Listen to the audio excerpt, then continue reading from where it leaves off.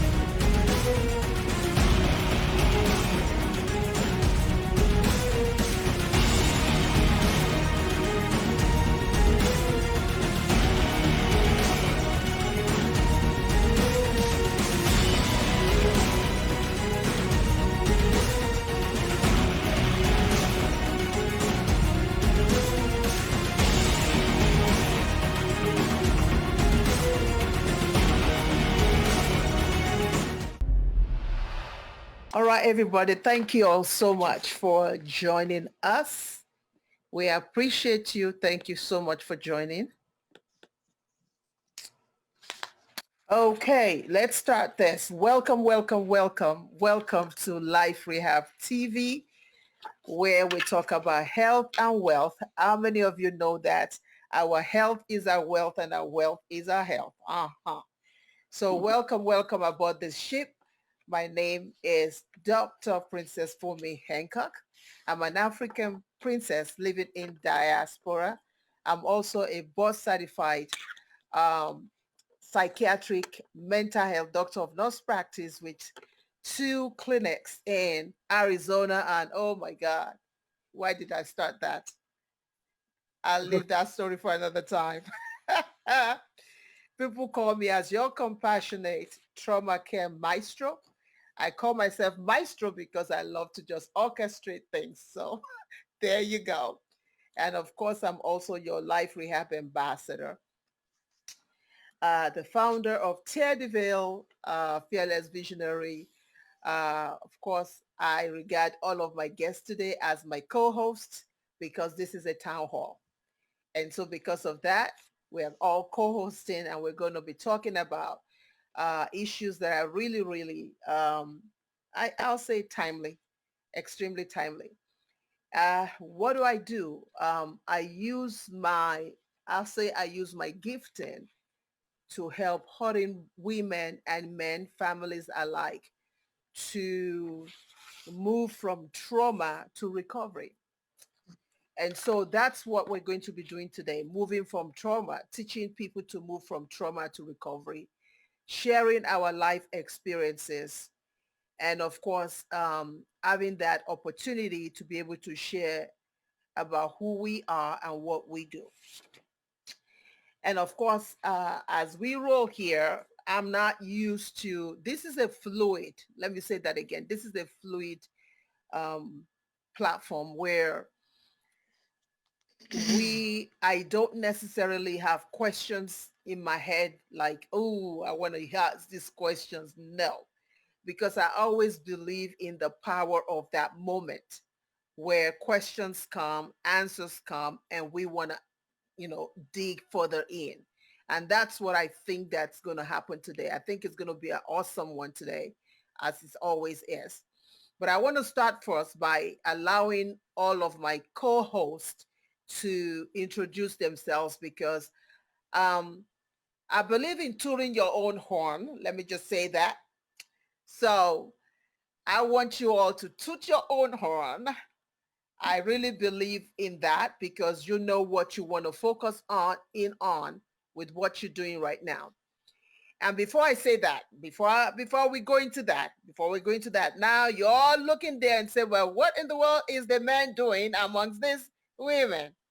Well, you know me now. The last time it was Eric, right? And now it's Tim. Because I really believe that in every topic that you do, there has to be somebody in that panel that can disrupt the moment. And so for us today, I don't think Tim knew that was what he was supposed to do here, but his role is to disrupt the moment because we all are women. So he's coming in to disrupt the moment to help us to understand from the perspective of a father or a son, a brother, an uncle, to help us to understand what we're going to be talking about today.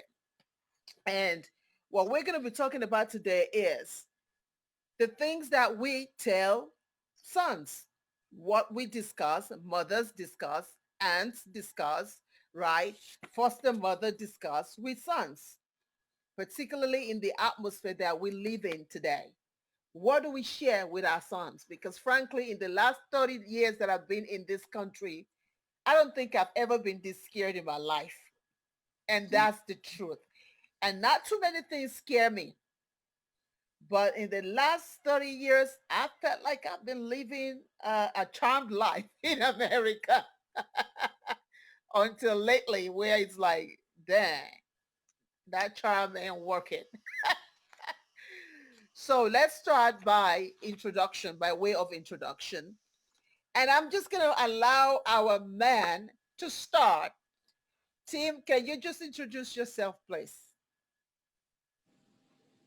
Good afternoon, everyone. Thank you, Dr. Princess, for the introduction and to let me know that I'll be the disruptor for this evening. My name is Tim Thomas, and I am a nurse for the United States Public Health Service, currently detailed to the Federal Bureau of Prisons as a regional nurse consultant. I also have the great honor of being a Johnson & Johnson Nurse Innovation Fellow with Dr. Princess FUMI as well. So we are going on that journey together, which is how I met this wonderful woman. So I look forward to this evening trying to disrupt you ladies as much as I possibly can. Awesome. Awesome. Thank you so much. Now let's go to Erica T. Johnson. Good evening, everyone. I am Erica T. Johnson. I am a mechanical engineer for the past 19 years in the oil and gas industry, working for a Fortune 2 company called ExxonMobil, as well as I'm extremely passionate about helping women just really fix some of the problems that go on in their lives as well as their business. Actually, I love to say that I help women just really disrupt negative patterns of thinking so that they can really lead from a place of wholeness, as well as freedom. And so I believe that, any problem that you refuse to face is a problem that you will absolutely never solve. And so I've never met a problem where I have not grown from it. So I really appreciate you, Dr. Princess FUMI, for having me on the panel tonight, and I'm looking forward to the discussion. Awesome. Thank you. Dr. Ballard. Hello, everyone. I'm so happy to be here. Thank you, Dr. Princess FUMI, for having me. Again, my name is Dr. Letitia Ballard. I'm a licensed clinical psychologist. I'm also the president and founder of Shifa Life, Inc. I'm in the healing and transformation business. And so I love helping people to reach their full potential and just receive the healing so that they can live the best life. So Awesome. That's me. Thank you so much. Thank you. Thank you so much. Yolanda Dupree. Good evening, everyone. Thank you so much for having me, Dr. Hancock. I'm Yolanda Dupree. I am a best-selling author. I am a licensed master cosmetologist of a little over 30 years, and I love it tremendously. But one of the things that I am very, very passionate about is our nonprofit organization, which is Dupree Empowerment Group. I call myself a personal growth coach. The little thing on the side is called, your sideline cheerleader. I want to be on the sidelines of your life to help you reach your goals. That's what I want to do for people. That's what I strive to do. I am there to push, to pull, to help you roll, whatever we need to do to get you to achieve your goals. And I am the accountability partner for people in that. So thank you once again for having me. Thank you for coming. And then let's talk to Dr. E, Dr. Evangel.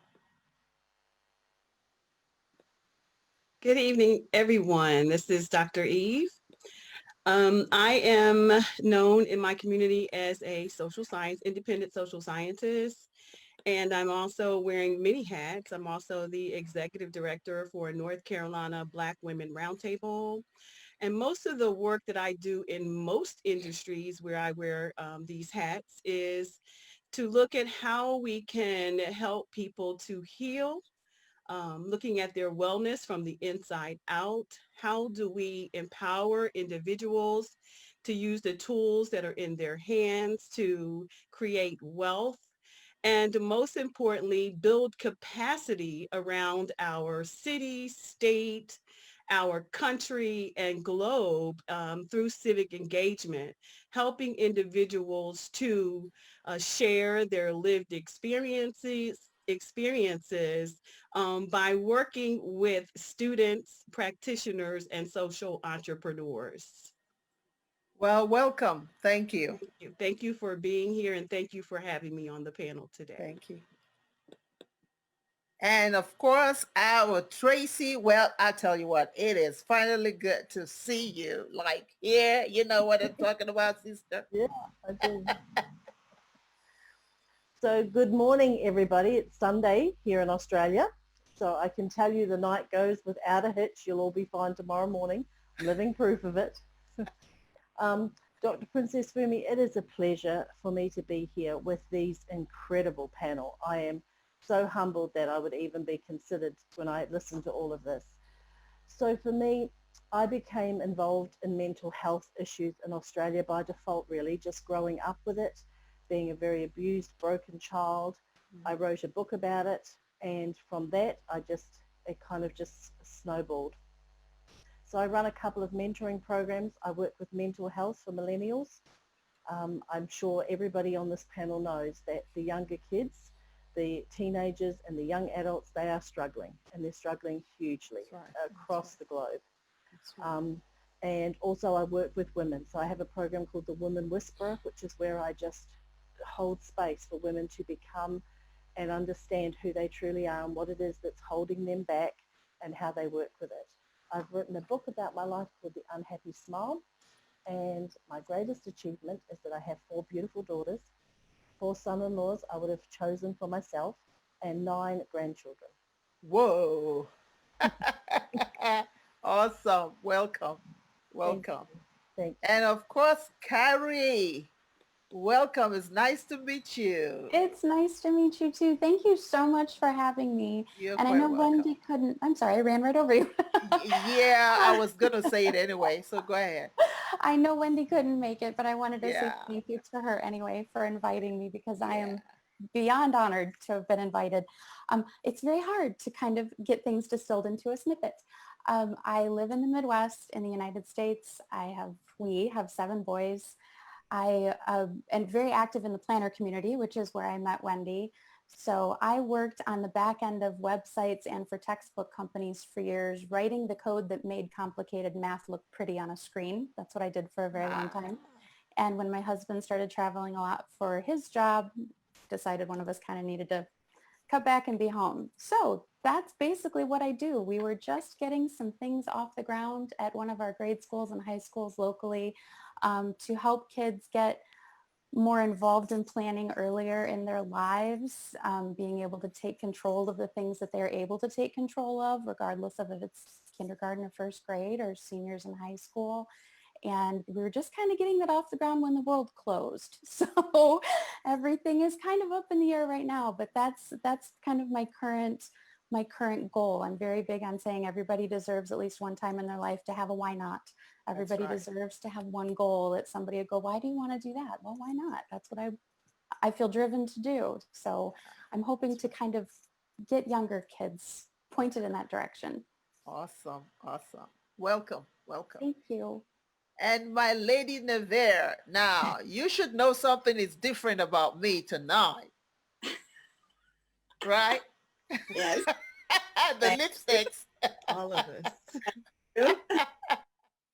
Hello, everyone, and thank you so much, Princess. FUMI, I appreciate this honor of being a guest speaker. I had a discussion with her, and she said, you definitely need to be on there. And I'm like, okay.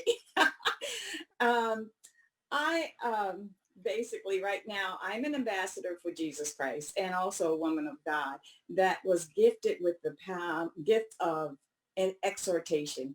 And with that, I have an assignment where I daily go on broadcasts with Periscope and encourage, empower, and equip men with the word of God, and also give them affirmations to know that they are needed and that they are worthy of what the promises of God has for them.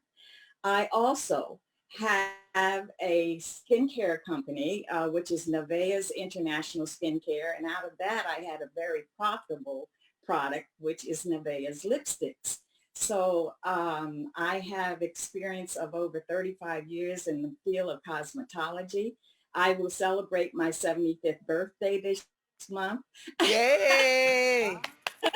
I have truly been blessed. And today I want to share with you my experiences of being a treatment foster care parent of 5 boys.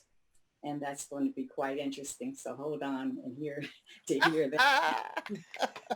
Awesome. Thank you. And of course, not the least at all, Bobby. Good afternoon, everyone. Thank you, Princess, for Dr. Princess, for inviting me. I do appreciate it. I do not take it as any light gesture. I am very honored to be able to sit up among giants tonight. I am an educator of 18 years. I teach 3rd grade at Harvey Brown. I have 4 sons. One of my endeavors is I'm a community activist.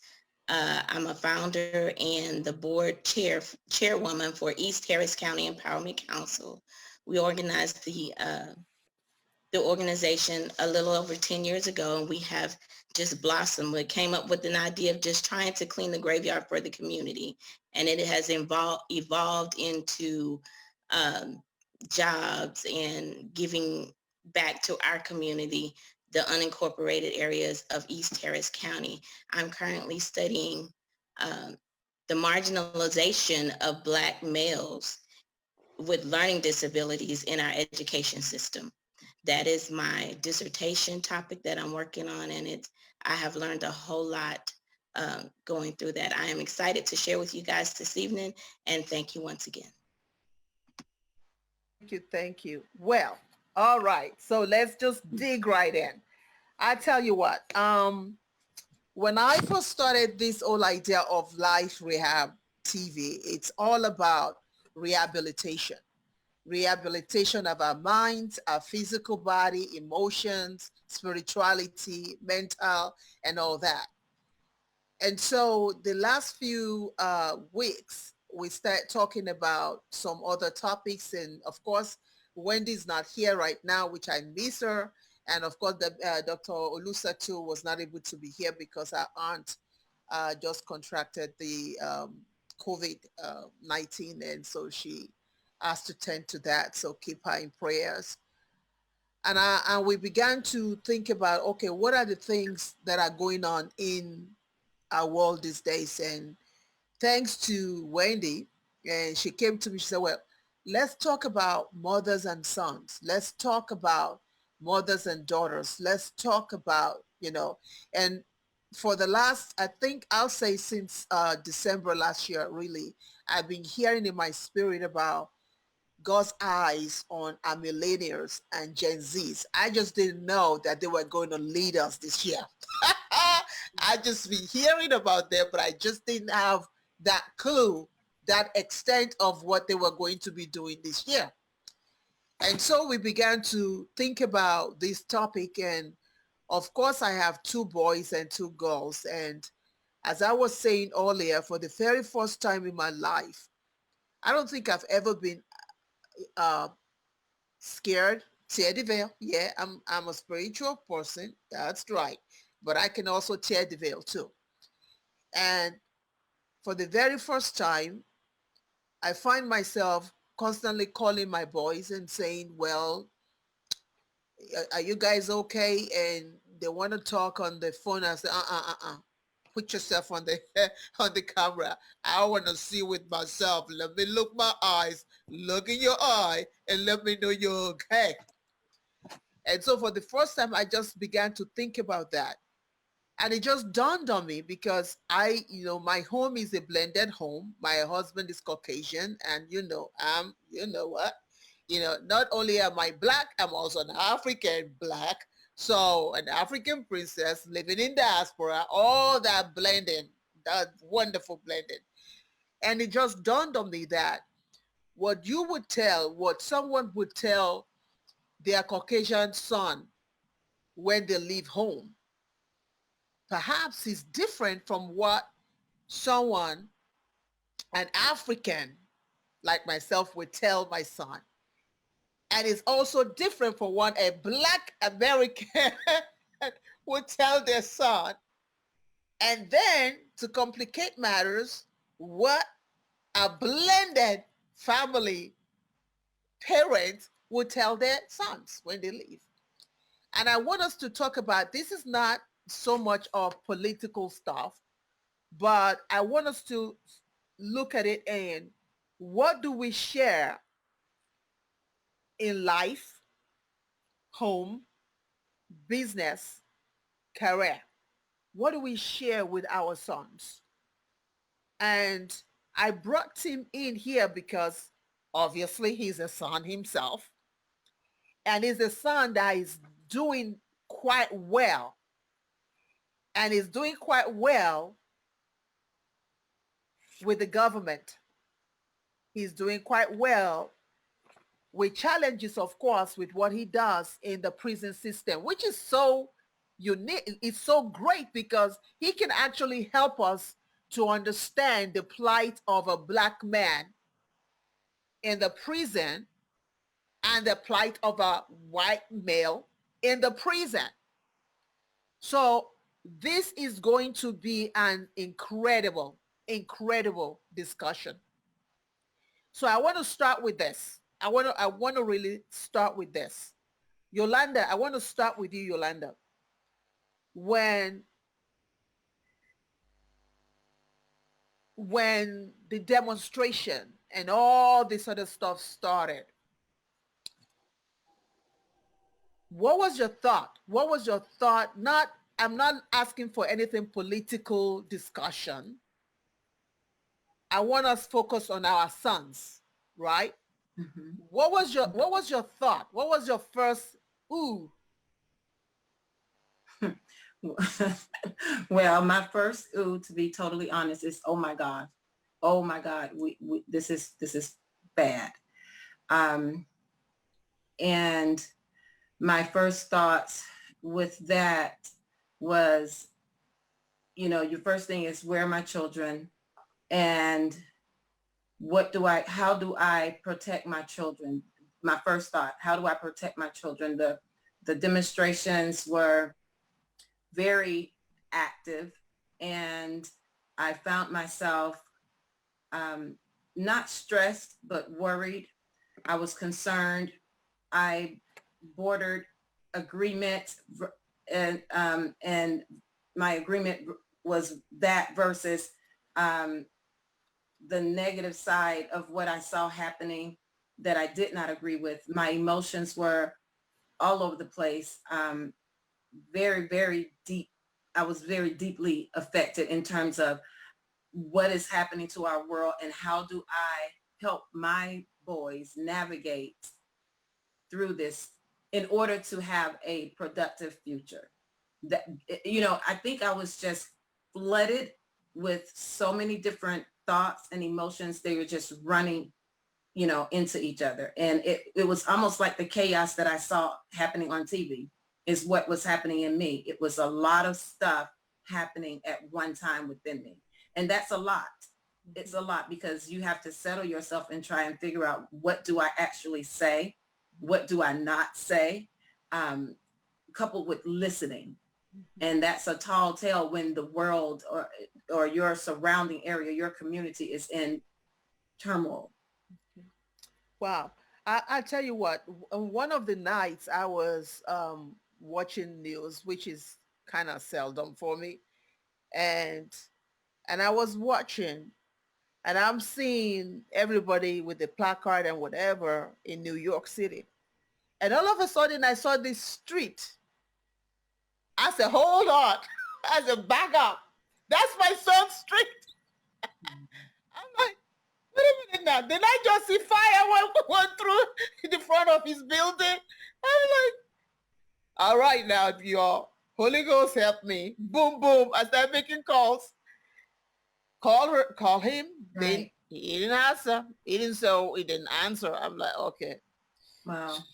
So I called the one in Cali. I said, hey, have you talked to your brother lately? He said, oh, yeah, I just spoke to him 5 minutes ago. I said, 5 minutes ago? I said, did you see did you see his street? Right. Did you see that? He said, ma, chill. You know these kids. Chill, man. It's fine. I just spoke to him. I said, okay, if you spoke to him, then get him on the phone. I want to speak to him. Get him. Tell him this African mother. If you don't want me to fly on my broom, on my broomstick to New York in a minute, he better get me on the phone. So he started calling him. So I called him. He said, ma, I'm in the bathroom. I said, what are you doing in the bathroom? He said, well, the noise was just a lot, and I needed to do some work. So I shut myself in. Oh, I said, oh, okay, good. Okay, good. Well, yeah. So the next day, the whole family has WhatsApp. We all convene in the WhatsApp. And I wake up and I'm seeing all these pictures, these beautiful pictures on the street. And I'm seeing these short clips of videos that I know that you had to be there to take those videos. There was no way you could have taken those videos because the videos it was as if the person was on a bike moving. That's my son because he's a videographer. So I knew that was it. I'm like, wait a minute. So I said, Bola, great pictures. I'm proud of you. Where was you again? Right. Exactly. He said, Mom, you taught me well. You fought in Africa and you're still fighting for our babies. And that just shut me down. I said, but were you safe? He said, of course, I wasn't really, really involved like that. He said, you know me, when I see things like that, I take it. I take pictures and videos. I did it and I went back home. I said, oh, okay. So why am I sharing that? It was just like, for the first time I started saying, okay, think back. What were the lessons you taught your sons when you were raising them? What were the values you gave your sons where you were raising them? And I started thinking, going through each and every one of it. And I said, dang, they always saw me as an African princess fighting for one justice or the other. So it wasn't too far-fetched that they found themselves there, but they didn't want to worry me. So they did what they had to do and went straight back home and sat there. Wow. So having said that, Tracy, I know you're coming from a different world, right? Yep. What are the kind of lessons you taught your kids growing up? What were they? Remember now we're talking about life, home, business. So it's and that life includes what happened in America. So we can't ignore it. For sure. So we had rallies here too, and I attended one. So my grandfather was born in Tonga, so he is very, very dark skinned, very dark. and he served in the Second World War and was not allowed to carry a rifle in case he shot a white man. So they brought in a whole lot of Polynesians to Australia and New Zealand and made them serve in the Second World War unarmed, just in case they were to shoot a white man. And standing in that rally, my heart broke because I realized that so many of us have become so informed and so better than that, but so many of us have not. And I live in a country where we don't stand up very often, but Australia really stood up because I think it struck a chord that there is no longer any room for us to be saying that people are different. And in our family, we're dealing with this really strongly because we have a highly autistic grandson who's being ostracized completely everywhere he goes because he's so different, and it's so obviously different. And, you know, and I told him about the rally, and because he said to me, you know, Nana, you're sad today. And I said, well, I've been to a rally and I was with some of my cousins, and, you know, we were just saying, you know, Granddad went to the Second World War believing he could change some of this, you know. Very simple, beautiful man. And he said to me, why are you sad? And so I told him, I said, in America, people are fighting and hurting one another. And a very beautiful boy got killed for no reason, Dominic. And he said to me, he said, Nana, where did he go? And I said, he went to heaven. And he said, well, he's happy. Now we all need to get happy for him. And I just sat with that. And I still don't really have much of an answer past that, but I just sat with it, and I just thought it's, you know, that's, so for us in Australia, we're holding your hands and we're feeling for you, and feeling, you know, for me, I'm just so frustrated I can't come because, you know, our Prime Minister won't let us fly anywhere. So breaking my heart, I can't come and be with you because it's saddening. So I want to segue to Tim here. Because this has to be the most difficult time for you. Share with us from the perspective of a father, a son, someone who works in the system, because frankly, I know in my own, you know, my own lifetime, when I was a social worker, the cops there helped me a lot. All right. I worked in Bronx, Harlem, and anybody who know a little bit about New York, when I drop those names, you know what I'm talking about. I worked in Brooklyn. I worked in Philly. I worked in places where you're walking up the stairs, you're on the second floor, the third floor, visiting a patient, and you see that gun shot come through the window straight to meet you right where you're sitting. And over the grace of God that those cops were there, that if I came out, they held my hand and took me. So I say that to say that we all know that not all cops are bad. Many people have generations, their generations, fathers, fathers that did it, and they did it with their whole heart, right? So we know, just like in any profession, we know it's just like therapists. There are some bad therapists that I don't even want to refer anybody to. You hear me? I have them. I have a handful of them that if I want to refer people, I refer people away from them, not towards them. you know, and the therapist. All right. So talk to us about, because you're the disruptor today. All right. So feel free to disrupt whichever way, in whatever direction. Go ahead. So my role, I guess, as the disruptor is going to be a little bit odd because the sad thing is I kind of see a lot of the points that everybody is making and a lot of the issues. Even though I am a white man, I'm in a rural county, so I don't really we don't really have the riots and the outrage here just because of my location. But I did have some of my officers deployed to some of these locations, and some of them I never met. So I have no idea what color they are or anything, but I was concerned about their safety just because we are in a uniform and we are a target during this time. And so I was concerned about my officer safety. So I was checking on them much more frequently than I have in the past. Speaking to some of the other points about what people are telling their son, that just, to me, it's shocking hearing the things that you ladies are having to tell your sons. It doesn't, those things like that don't cross my mind. I was never told those. My mom was like, you need to work hard. You need to have integrity. You just need to be a good person and everything will be fine.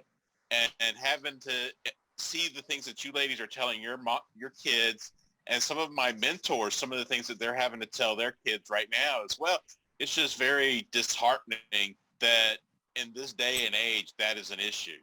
I mean, civil rights went back in the 60s. Why are we still dealing with this now? It should be over with.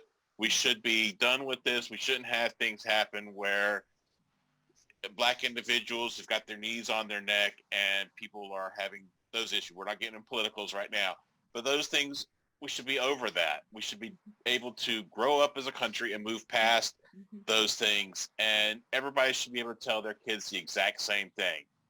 Grow up, do good, work hard, and you can become successful. Thank you for sharing that. This morning I remembered there was one particular thing that I said to my kids. I mean, my kids are, 30 and 29 now. And I remember one night, one of them wanted to go jog, and he had his hoodie. He had this little hoodie on. And I'm like, Bola, you're not going out of this house with them hoodies. He said, what, Ma? What's the problem? It's my country. I said, yeah, your country, but this African mother that you got say you're not putting that hoodie on. He said, but Ma, this is a safe place. It's a safe. I said, you're not putting that hoodie on, right? So when all of this started happening, I just wondered, how many of us sitting here have thought of that when you saw your kid go out, right? Who amongst us seen the kid go out with a hoodie and say, scale, no hoodie? Who wants to talk? Anybody? Yeah, you? Okay, go ahead. Me? Yeah. I have, obviously, I'm white, my husband's white, all our kids are white, I'm very white, I'm so pale. So pale. My second youngest, he is the only white boy in his group of friends. And the next oldest also, one of two white boys in a massive group of friends.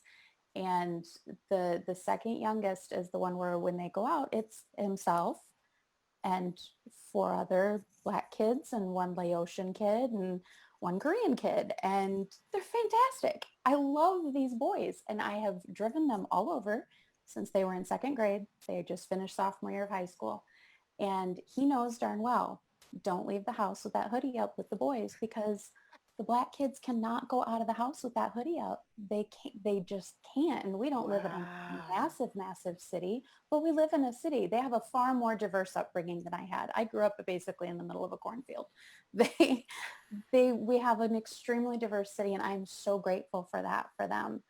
And as he's gotten older, I don't have to remind him anymore, but 5th, 6th, 7th, 8th grade, that age, it was good for him to be the only white kid in a group of kids, because I think a lot of people don't have that experience, especially as a kid. And I know darn well their moms don't want, the Black kids have told me, oh, I can't put my hoodie up. Sweetie, don't worry about it. Swap me out. Take one of my sweatshirts. I'll keep your hoodie here. When you guys get back, you can have it back, because it was cold out. So yeah, I've even told my white kid, don't even take one out there with a hood on it. Go put on a crew neck, because you'll do it by habit and somebody could get hurt over a hoodie. So that is now, you know what? That is interesting to me. So He's the only white kid amongst them. So, but just to keep them safe, is like, don't bring the attention. You might Yep, not get hurt, but you're gonna bring attention to them, to which them. could ultimately Exactly. get them hurt. Wow. Exactly. That Yep. that I never thought of it that way. I really never thought of it that. This is why conversations like this are great. Now let's talk to Dr. Ballard. You are the psychologist here. Put a little ring on this for us. A little psychology on this for us. You know, it's been very tough. I even talked to Dr. Princess FUMI about even coming on here because Yep. I have three Black sons, and they're young right now. They're 9, 11, and 13. And, my husband, he's in law enforcement, and he says, our boys have been cute at this point, but our 13-year-old, he turned 13 this month. He said he's going in from being cute to being a threat. Mm. And so for my husband to say that as a law enforcement officer, it's pretty scary. And so as a psychologist, this has been one of the toughest times during this, because I'm having to deal with things in my house as well as other people's, struggles and issues and things like that. And it's not easy. It's not easy because, psychology, I feel like that's a whole nother discussion. Yeah. Right now, I feel like everybody's trying to hold it together. This is hit, and it's hit hard. These conversations are coming up, and they're coming up so often, and it's in our face so much. And we've been having to deal with this all along. But now we have people asking us questions, which is making it even harder, And so when I was in one of my sessions after everything first happened with George Floyd, one of my white, male clients, he said to me, "Man, this must be hard for you. What did you say to your sons?" And at that point, I was so emotional. I said, I can't even talk about that right now. And so I feel like for people in the mental health field right now as African American, we're struggling because we're trying to help, our own people, but we're also trying to help, people from different races to try to understand where we are right now and to deal with their white fragility right now. And so it's challenging. Wow. Wow. Erica, you are in the corporate, right? You go to the corporate, you come back home. I know that there was a situation with what you're doing now, putting things together and talking like a town hall or having discussions in the corporate setting about what's going on. What are you saying at home? How do you segue from that to home? Yeah, so I guess the biggest difference between the two is in the corporate setting is trying to help my white counterparts understand that for employees that look like me, we don't have to do anything in order to experience the racial injustice. Literally living while Black, being born while Black, immediately puts you at a level of disadvantage, when you come into the world, when you come into the workplace. And so the discussion in the workplace is helping, my counterparts to see that, this thing is believable. No, it's not just happening out in the community where you're seeing, you're seeing, the riots or the anger, as a result of what's actually been happening, the wrong things that's been happening. But, it's also happening in that corporate setting. And, there's different spectrums when it comes to racial injustice. And a lot of what we see, me being in corporate for almost 20 years in a white male dominated field, you see a lot of, not necessarily overt bias. A lot of times you see where it's really subtle. You may not get the mentorship that, some of your white counterparts would get. You may not get the positions and the advancement as some of your white counterparts would actually get. And so when I transition into the home environment, having two boys myself, I have one that is actually 16 and the other that is that's 8 years old. The conversation is different because, my 16-year-old, at one point in time, our family was living in very white Montana, where the demographic was less than 1% of African-American families. And, it was one thing for me to go into the workplace every day and have to deal with those pressures because, I've had to deal with them for the past years that I've been working for this organization. But when he went into, middle school, he had to deal with the pressures of the young white boys, calling him racial slurs and thinking that it was funny. They called him nigger 6 different times on 6 different occasions.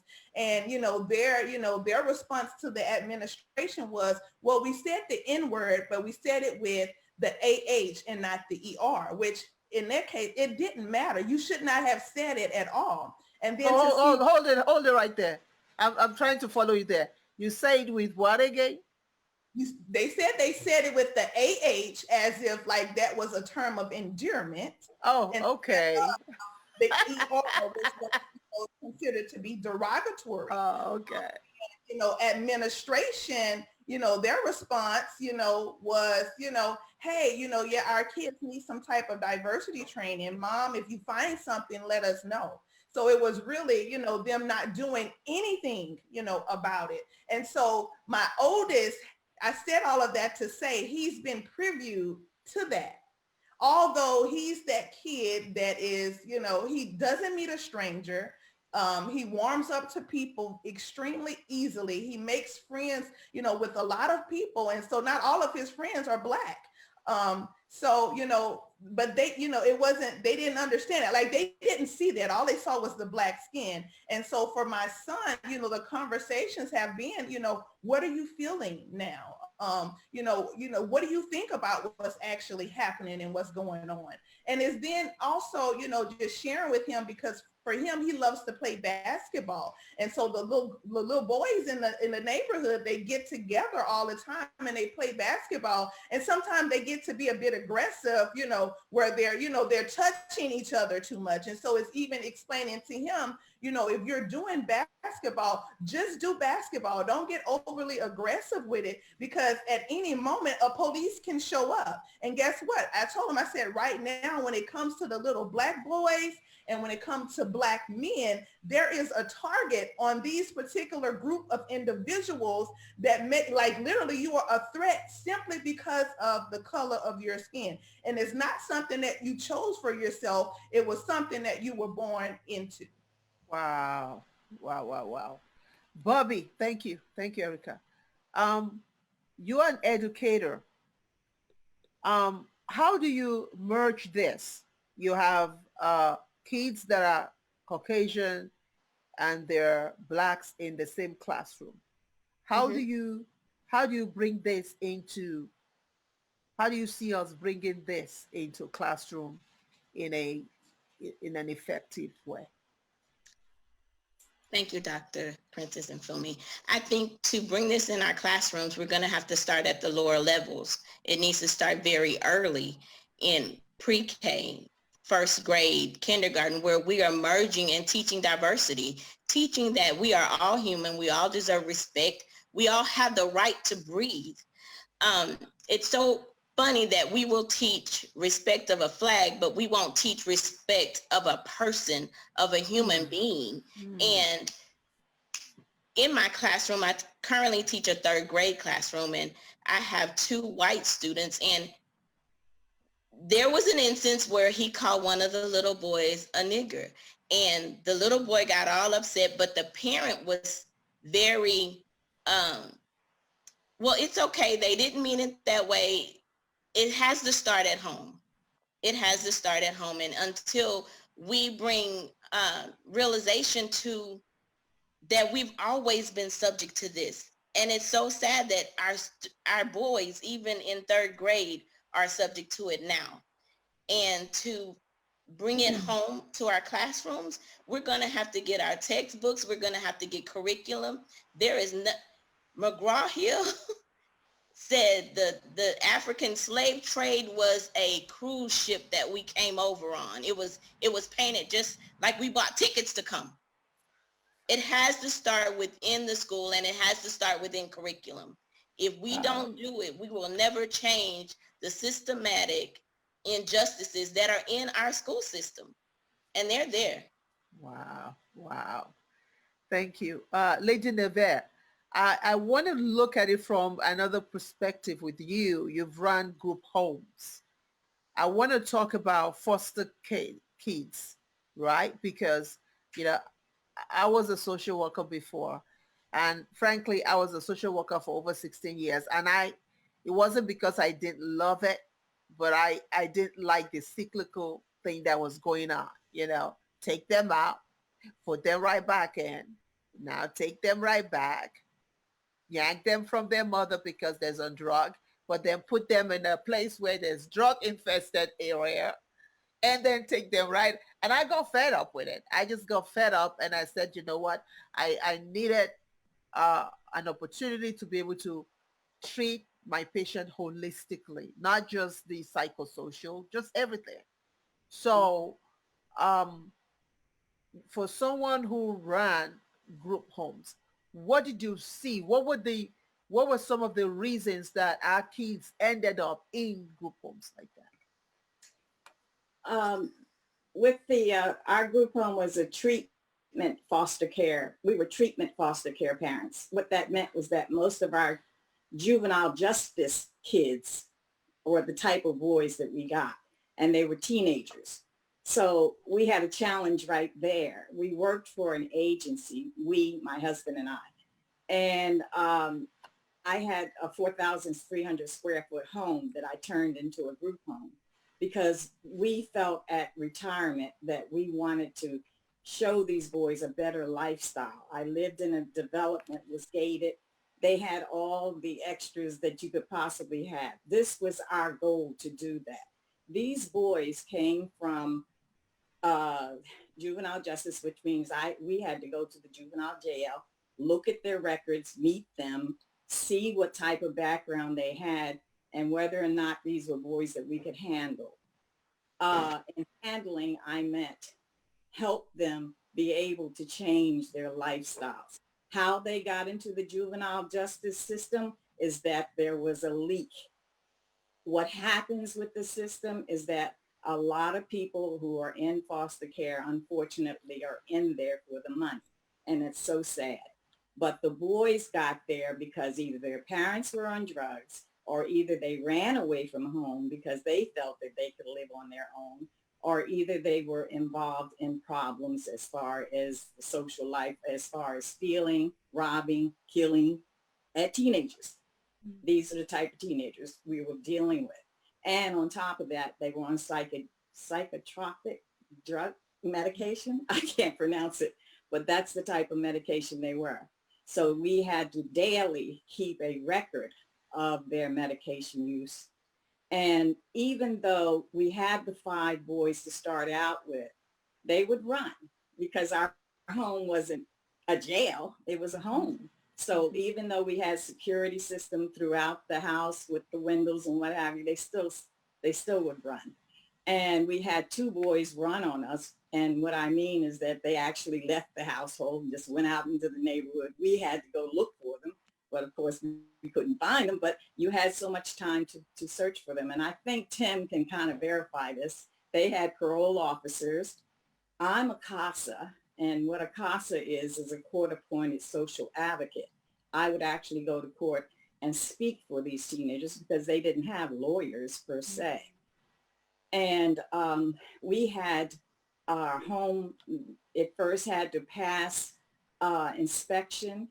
we were in touch through their social worker, which would have been you, Dr. Princess FUMI. And their social worker would talk to us about the boys and, you know, what they felt was right for them, what type of food they should be eating, what activities they should be involved in. Of course, because we worked under an agency, the agency taught us and trained us as far as defense, you know, in case these boys attacked us. Wow. There was a lot of things. We had ages 14 through 18. And the only reason we had the 18-year-old, because usually they stop at 17. The 18-year-old was a special case child. But these boys were all nationalities. We had white boys, black boys, Puerto Rican. We had all types. We had Hispanics, you know, whatever. They were there, and they were not all mentally on the level that they were supposed to be. They went to continuation school, which had guards. They didn't, you know, their life outside of our home was not normal. And we tried to get them to the point where we would take them to the movies, take them to nice restaurants. At the time, I was a foster care parent in Vegas. So it was quite interesting. We would take them to church. We also would help them with shopping. They had an allowance that the state would give them. We were paid $1,100 for each child a month, but that money consisted of paying for their food, boys eat. And if you have 5 of them, and, you know, the water bill, you know, any extra bills that we would not have incurred with just the 2 of us in our home. And the boys, you know, one boy, we asked him, his social worker, his caseworker, told us to be very careful of him, because when he got angry, the first thing he wanted to do was grab knives and injure. And we didn't believe that, so we hid our knives. But he wanted to visit his mother, who was a probation officer, and she never wanted the kid around. It was just so hard for these children to understand how parents could treat them. But anyway, he stayed with his mother for a week, and he tried to kill her during the week that he was there. But then he came back to our home, you know. So the system just, you know, they don't follow up on these kids. All they want to do is push them through the group homes, push them through the system until they're 18. And in Nevada, once you turn 18, you're no longer under care of the state. Wow. It's really hard. And as a CASA, I would go in and try to be an advocate on their part, because a lot of them, their stories were just so sad. But, you know, we saw the 5 out of the 5 boys we had, 4 of them went to college. We, you know, kept in touch with them. So we were really, you know, really blessed. That's awesome. Awesome. Thank you so much.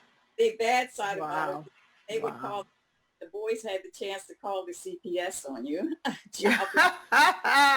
That's, yeah. Services. If they were not happy because get ice cream or cake or something, they called Child Protective Services. They listened to them, so they could really, you know, take them away from us. Wow. But said, if you one child, you'd have 5 boys. If one ran, they wouldn't really look for them. They just give you another boy. And, wow. So it's thing, but I feel that it's needed. You know, foster care system is hard to deal with, but it's needed, and these kids need love. That's right. Fine. They just needed love and understanding. Right. Am I right, Tim? Tim, am I right? You're a probation officer? Well, I'm not probations. I work with the Bureau of Prisons, but you're right. I mean, a lot of times it's amazing what spending a little time with these individuals will do for them.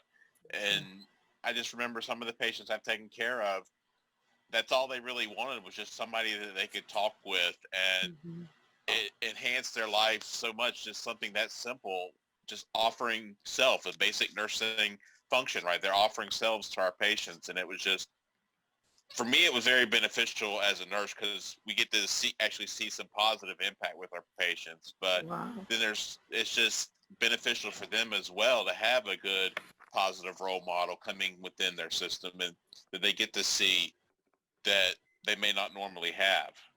Wow. Thank you so much. Dr. E, you are in the social justice arena. You're one of those that's always at the White House, Washington, with the placard, demonstration. My sister is there because I frankly believe that's what you're called to. That's what you're called to. You're working you're working in what you're called to. How does demonstration, right? How does all those lend voice to the issues that are plaguing our Black sons?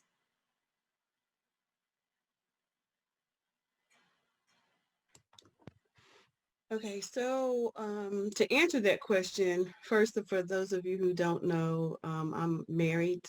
I have two sons, 32 and 27. I have 6 grandchildren, and I do work. I've been working for 30 years within the industry with planning programs and seeing where the need is in our community in terms of making sure that our children are not on the trajectory of being justice involved.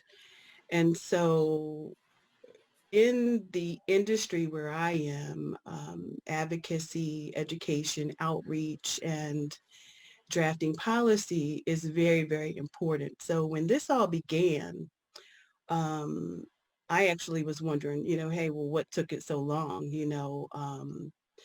We have been dealing with the trauma of assault on Black people for a very long time.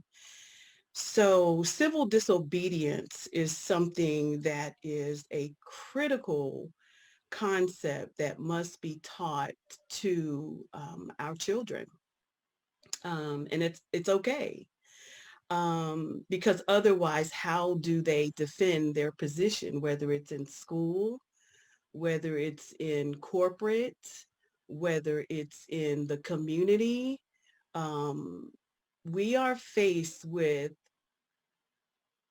since 1865, when we were released, having just celebrated Juneteenth, we know that that was the day that we really became free. And so when you think about the importance of standing up for yourself and changing and crafting policy, that only comes through and by taking those deliberate and intentional steps through civil disobedience to amplify the voices of the people. And sometimes those numbers we're looking at aren't always accurate. And as a scientist of methodology, it is critical that we understand and hear the lived experiences of individuals. And so when we are out there and we are sharing our stories, we have a qualitative perspective. And that is the perspective that is important. People can draw numbers all day long. And unless you have a researched lens, it may have absolutely no validity. And so it's critical that we hear from the voices of the people. So when we're out here and we're teaching our children and our young men and our young women to stand up, it is important, and it is what it actually affects change. When we think about the acts and the amendments that have taken place, do we still need to change the Constitution? Yes, because ultimately that is what needs to happen. And we will then see change will only come truly and by changing where it all started. It started with the Constitution that suggested that we were half of 3/5 of a man. So that in itself, as long as it remains, will be the constant that continues to divide. And so it is imperative that we position ourselves to not only speak about these things in terms of and teach civic education in our schools, but there is this local process, there is the state level process, and there is the federal process. And each of these bodies are really, really critical in order for us to effect change. And we can't just talk about it, right? So let me give you an example because this is a very important piece that we must understand. We often ask the question, why? Why hasn't it changed? Many of us have gotten frustrated with the process. We've decided that we don't want to vote. We don't want to be counted. We don't, because we're frustrated that the process hasn't changed or things haven't changed, when in essence it has. We just got to keep going, right? And so it's important to teach them what the electoral process looks like, who is making these decisions, push back on the systems that do not want to provide us with the equity, do not want to close the gaps on the way we're paid, do not want to respect humanity.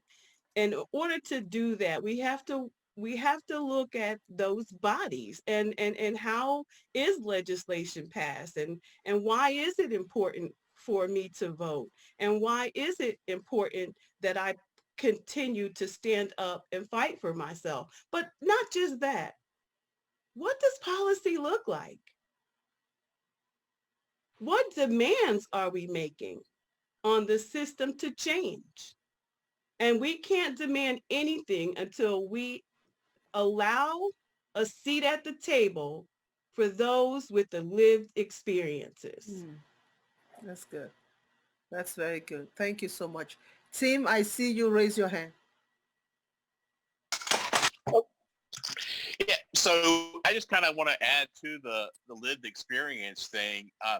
I was on a trip with one of my colleagues that she's now retired, Captain Maud Lyons, and we were down in Miami together. And she's a Black woman, and we went out to dinner one night after work.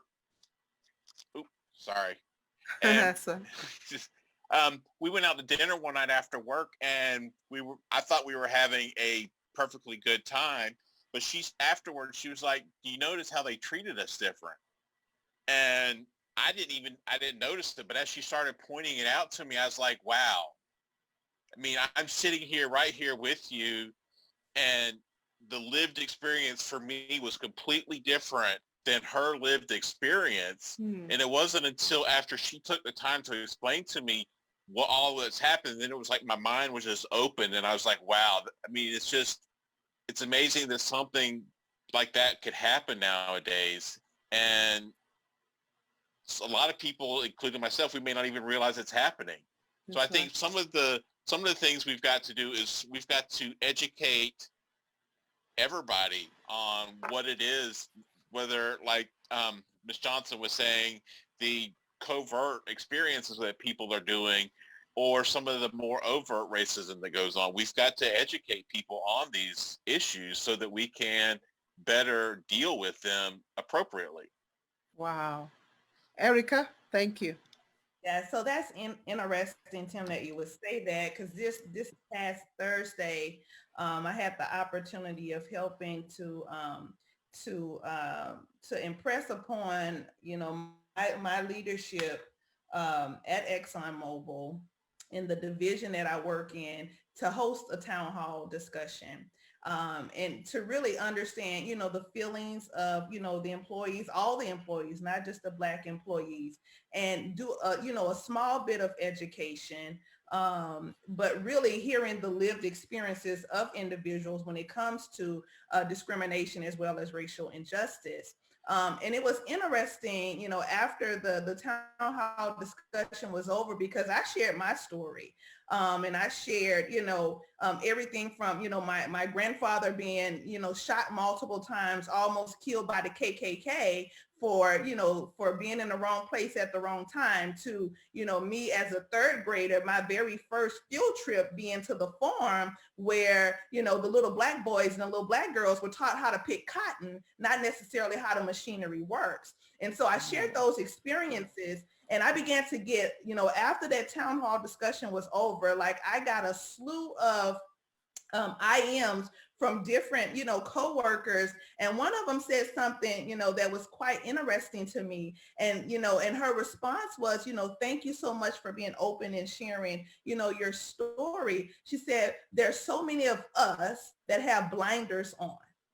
And that's what when you shared that part of your story, sitting there, having dinner, with, this black, female, and she experiencing how, the unfair treatment, but because you had blinders on, you didn't even understand it. You didn't, because it is never swept in front of your front door. So you don't have any reason to even, believe that or think about that. But this was one of the things that was most impactful for me during that town hall discussion. There was a young lady that I had never met before who's getting ready to move into our division, and she got an opportunity to share her story. And as she was closing out her story, she said, listen, I want you to know, as Black people, we cannot be the soldiers as well as the teachers. Meaning, I can't be the person on the front line, fighting for justice, fighting to be treated fairly, plus turn around and teach other non-Blacks about what's actually happening.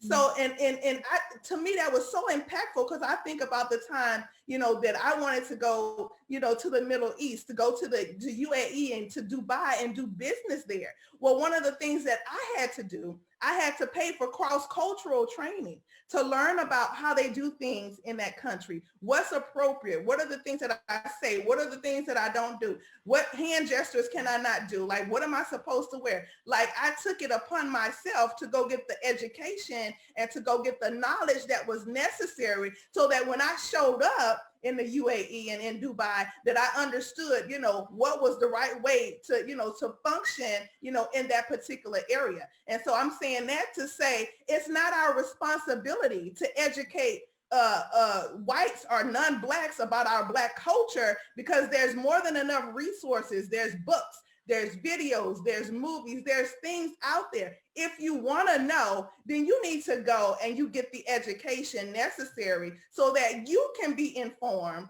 and really commit to doing something to stand up for what's right, instead of, just basically having blinders on, or then just basically just dismissing what's obviously taking place and what's obviously has taken place over the last 400 years.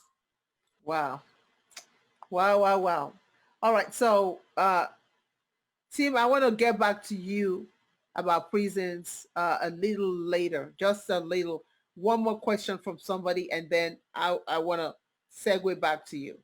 And I want to talk to Carrie. I want to talk to Carrie here. Carrie, as an online entrepreneur, is there a difference in a Black male trying to make it online entrepreneurship versus a Caucasian male trying to do the same thing? If we had two boys vying for the same kind of business. I think I can speak from experience in saying, as far as women go first, very briefly. Yeah. I know in many circles online, if you just look at social media alone, there are a lot of white faces, a lot of white faces. And it does seem a lot like a lot of blinders wearing, and a lot of not being willing to listen. Like, that is the first thing that we need to do as white people, is to listen, just and listen and respect other people's experiences. Now, if I were to say for like boys coming out of high school or, you know, men coming out of college, let's say, I I do think that there is, even online, our societal structures still exist online, even though they're not, you know, we're not in a boardroom together, or we're not in an office together, or, you know, having lunch together. I still see that those societal structures translate, especially to social media. And so I would have to say yes. I would have to say that still, to be like my kids being the white kids, I would still say that, yeah, I think they're, just because they're white, there are obstacles they will never, ever, ever face. Period. They're just Yeah. there, and there are a ridiculous number of obstacles that black man coming out of college or out of high school and wanting to start a business online would have to face, solely because his genetics say he makes this much melanin. And it just, Wow. and it's something, it makes me mad.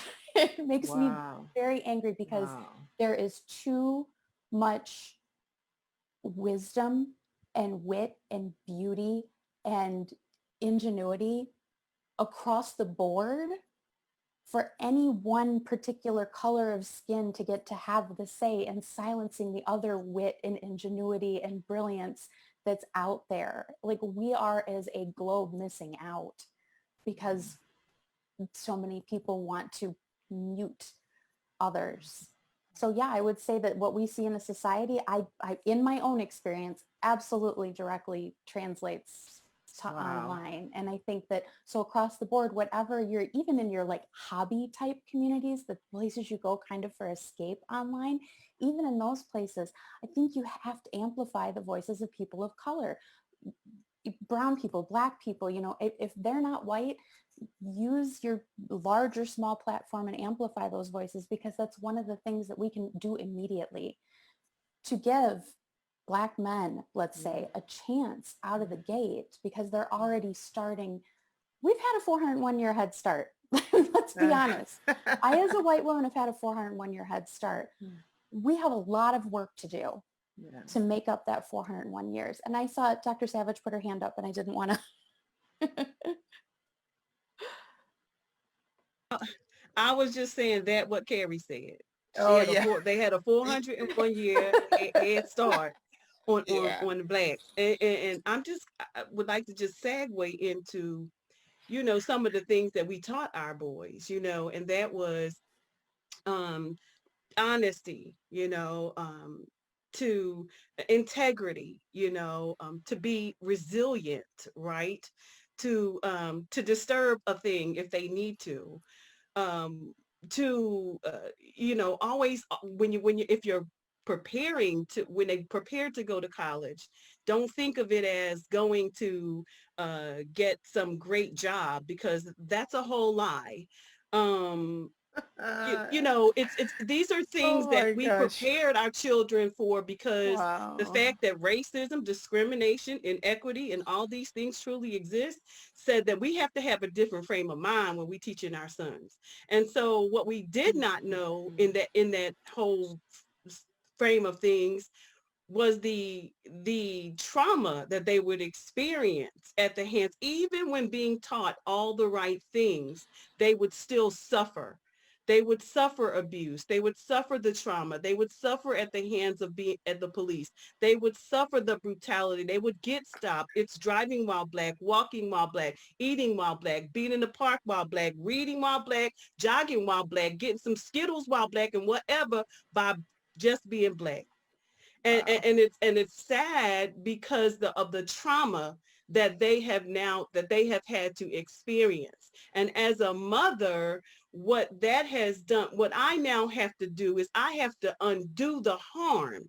And it's so difficult to undo the harm that has happened to these young men. And now they have this hard heart.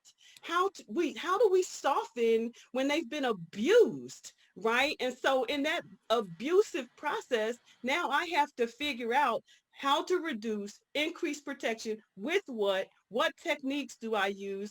And listen, the whole thing, stigma with mental health, is a whole nother thing for a black man. Okay? They don't, they're their ego and their masculinity sometimes is an inhibitor that keeps them from listening. And so I'm the be all, the champion, the whatever they need, and I have to wear these hats to remove the harm that they have experienced. And for one thing, for one, so that they can live, right?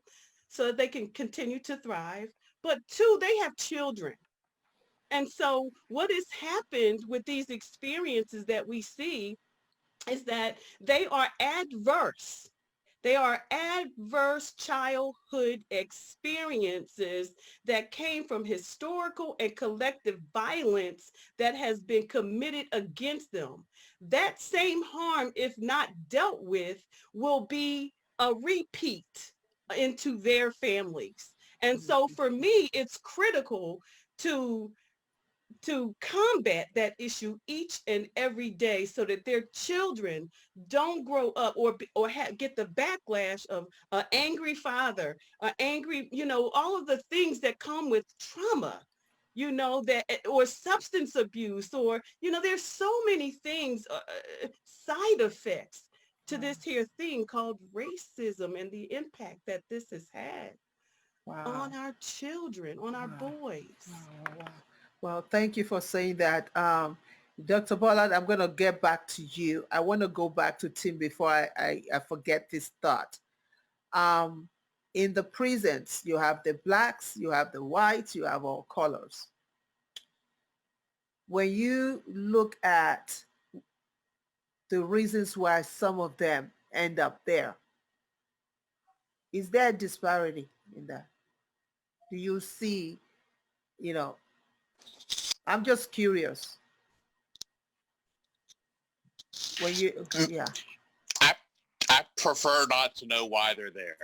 Okay. Because especially, the stereotypical pedophile is your middle-aged white man. And I would rather not know why they're there, because knowing why they're there should have nothing to do with why I provide them care. My job is to provide my patients care, not to punish the inmate. The inmates are being punished by the judicial system, putting them in that situation. My job is to take care of them. I love that. I love that. Can you repeat that again? I really love.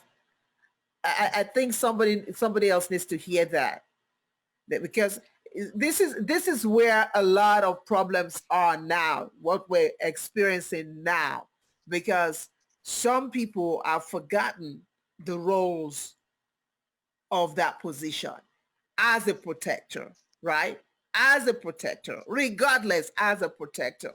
So just like we have in different departments, we also have some cops that frankly need to be under my psychiatric care, if I could say so myself, and at some point they started off right, but something switched at some point and nobody cared enough to even notice that they were switching. Things were switching. So can you repeat exactly what you just said about that's not your role to know whether your care? I want that repeated. Right. So it's not my role to know what they're in the prisons for. My job as a nurse is to take care of them, provide them the best possible care that they are entitled to. It has nothing to do with whether they've committed a burglary, they've got a drug charge, or even the child molesters. My job is to take care of my patients. Wow, I love it. Thank you so much for saying that. Dr. Ballard, you had your hand raised. Yes. And as I was listening to everyone, that's when you asked me about psychology, that's what made it so challenging, because here, you're trying to help everybody to have a good mental health, right? So for me to tell my 9-year-old about the things that he has to face because of his skin color, it makes it difficult to have those conversations, right. To have to tell your kids, and this is a conversation I have to have for him to live, for his life. And so I want to tell him to be at peace, because of the word of God. You need to be at peace. But then I also have to tell you, you need to watch, and you need to be careful. And you, all of these different rules and things that we have to tell our young Black men. And so the balance of it all, we've been traumatized. It is traumatizing, for our youth. The clients that I get in who are young women, they're concerned about their self-esteem, because of their hair and the way they're perceived and their color. And so unfortunately, we don't have enough Black mental health professionals. We don't have enough people in corporate and that look like, that look like us, that represent us. And so we have all of these things in their challenges, and it just makes it hard as far as mental health is concerned, and so we need the most treatment. When we look at all the education, health, prison, incarceration, even with the COVID, we're the number one for all of the things negative. The disparities are there. And so we need more help. We need more, mental health, more counseling. And so that stigma has to be removed. It has to be removed. And there have to be more people that look like us out there so that our children can get the extra care that they need in dealing with all the racism that's here and the microaggressions, the things that are not, overt. And so I'm in Tucson. I live out here in Tucson, Arizona, where our percentage rate of African Americans is only 4%. Yeah. And yet my son is still called the N-word like someone else who's living, in another area. Those are things that we have to deal with. So it's difficult as far as a psychologist dealing with all of these things. And so if it's difficult for me, it's difficult for our youth. It's difficult for our children.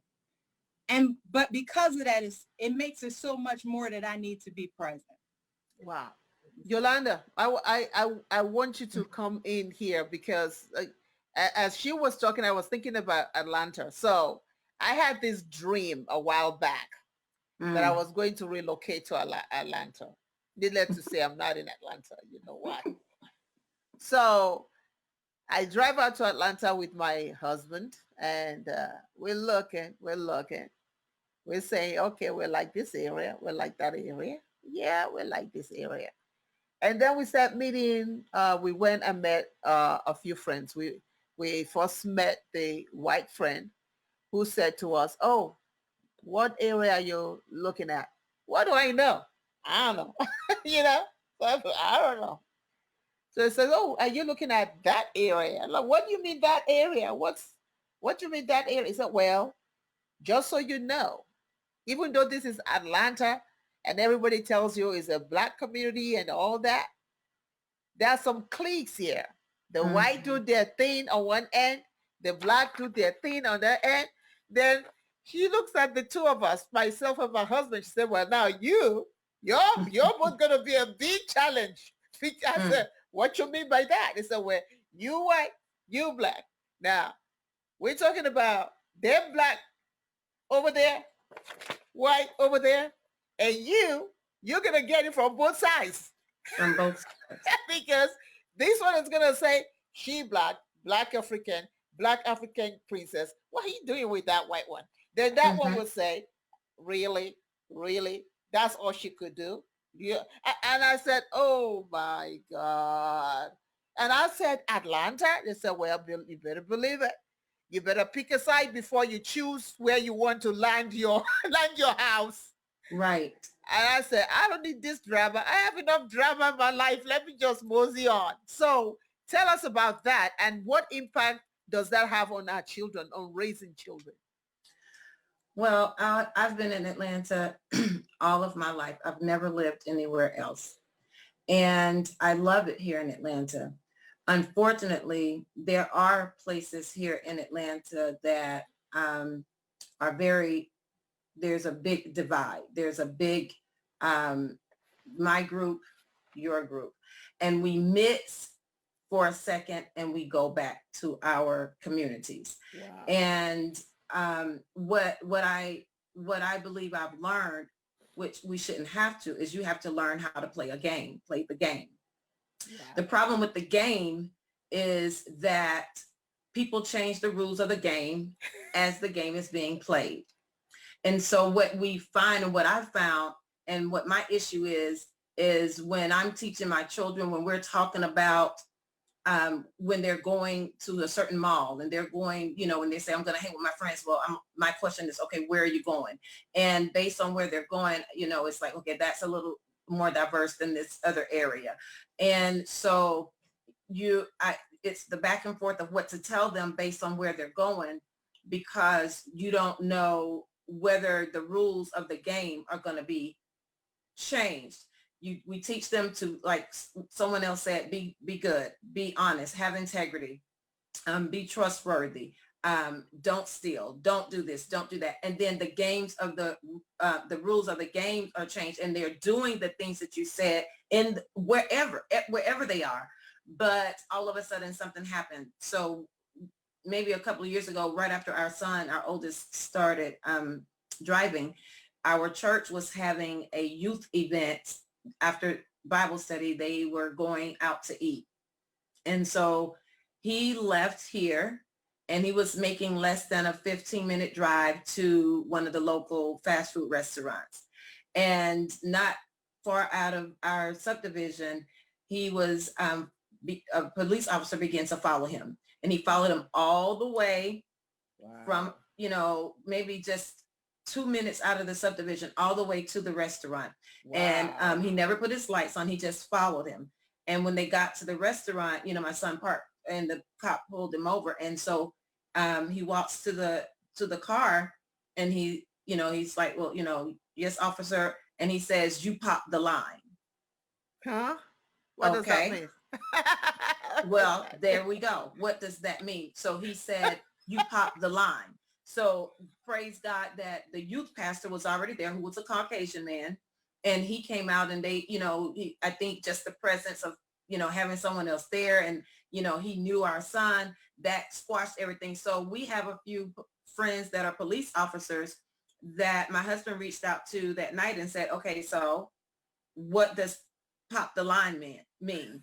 And they informed my husband, of course, you all already know that there is nothing in their handbook. There's nothing that they use that's called pop the line. My question then was, okay, so if the Caucasian pastor had not been there, what would have happened to my child? And this is a very diverse area that we live in. So the rules change based on who the rule enforcer is. And that's what that's an issue. And it's an issue here in Atlanta, in the suburbs of Atlanta. It's an issue that that makes me angry. It's an issue that sometimes creeps, it's not just in corporate America, like with Erica. It's not just in maybe the prison system. It's not just in your offices when you're doing, speaking to clients on mental health and talking to them. It creeps in the schools. It's in our churches. It's in our civic organizations. It's in the restaurants. It's in the stores. It's everywhere. It's everywhere. We were profiled as kids. My sister and I I may have been I was driving age, so maybe right at 16. And we were pulled aside in a Kmart. Someone had told them that we were stealing, my sister and I. We had nothing. We were literally just shopping, and we were pulled to the back of the store. We were, they searched our purses, everything. And all they could tell us is somebody said you guys were stealing. So wow. Unfortunately, it happens. And that's, I think, where the problem is. We teach the right things. We're doing our part. For the most part, most people are doing their part to teach their children to be an asset to society. Yet society changes the rules of the game when they want to. And so that's where, our issues lie. That's how we have George Floyd. That's how we have Aubrey Ahmaud. That's how we have all the different things that we have, the Breonna Taylor. It changes. And that's where our frustration is. I want it to stop changing. I want it to stop changing. I don't want to keep having to have these conversations, and I don't want to have to keep explaining it. Like Erica said, I don't want to keep explaining it. I want somebody to take the initiative and start learning and coming to our aid. We need, and I appreciate the conversation, but we have got to have more and more and more of our Caucasian friends, our Hispanic friends, our everybody friends. We need everybody to take a stand on this, because it's going to take everybody taking a stand for us to stop having these conversations. Wow. Thank you. Bobby, do you want to chime in on that? What are the disparities that you see in education? What do you see? In the education field, when I'm Yeah. actually studying Black males with learning disabilities, there is a shift in how they are educated with disabilities and without disabilities, what track they're put on. Most of your Black males, if they're athletes, they usually have a track that's going to be very easy for them to complete and hopefully get the scholarship. But if you have a troubled Black male or one that's kind of struggling, you'll use him to win your football games and win your basketball games. But what do you do with him after that? He goes into society unprepared as to be a productive male in society. And as far as in the education, when we're educating our Black males, they don't see images of us in our classrooms. There's not images of us in our textbooks. And I understand we don't want to have these conversations, but if we don't have the conversations, I have a grandson that I just want him to live. He has to be able to live. These conversations have been said over and over. We've had Farrakhan, we've had Martin, we've had Malcolm, we've had Betty, we've had the conversations. So are they not hearing us, or are they not listening? But my question is, why should they have to when they walk around with blinders on? They have the white privilege. They are not suffering. They don't have to tell their Black son when they get in a car, son, always drive at 10 and 2.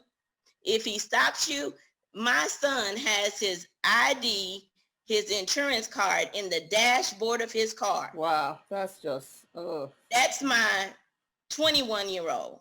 My 30-year-old says he has his tape to the window and says he's not rolling his window down. Now he's 6'2", about 245 pounds plus. So he has been a threat since he's been in junior high. So we have to have these conversations. Wow. And in our school system, it has to start with family parenting. I always say it has to go back to the family, because there's some things that are taught in the home, just like me as a Black mother. There's unwritten codes that I teach. Whenever you go with your white friends, you dress like this. If you go with your Black friend, you can dress like this. It's called code switching. You get to talk a certain way with your white friends, but I guarantee you, if my son was to get in trouble with his white friends, he would get the most punishment out of all of them that committed the same crime. Wow. And that is a disparity that has been proven over and over again. Wow. Dr. E, I'm going to come back to you shortly.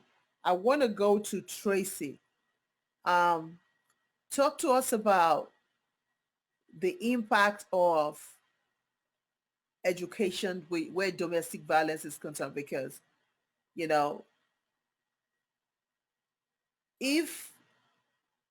just talk to us about domestic violence as it relates to our male as a whole, not just Black, white, just male as a whole. The impact of education. If they had a certain education, would that have helped, or is this genetics? Would we call domestic violence genetics? It depends on where you sit with nature because and nurture. because people say it, some people would tell you, oh, it's Some people will tell, well, my mother was like that, my father was like that, I can't change, this is who I am. And some will tell you, I learned it. Some will tell you, oh, I was born with it. Okay. What do you hear out there? Domestic violence is a repeat behaviour that is learnt. We're not born with DV. We're not born to hurt one another. We're not created to harm and bring hatred into the world. It's taught, it's learnt.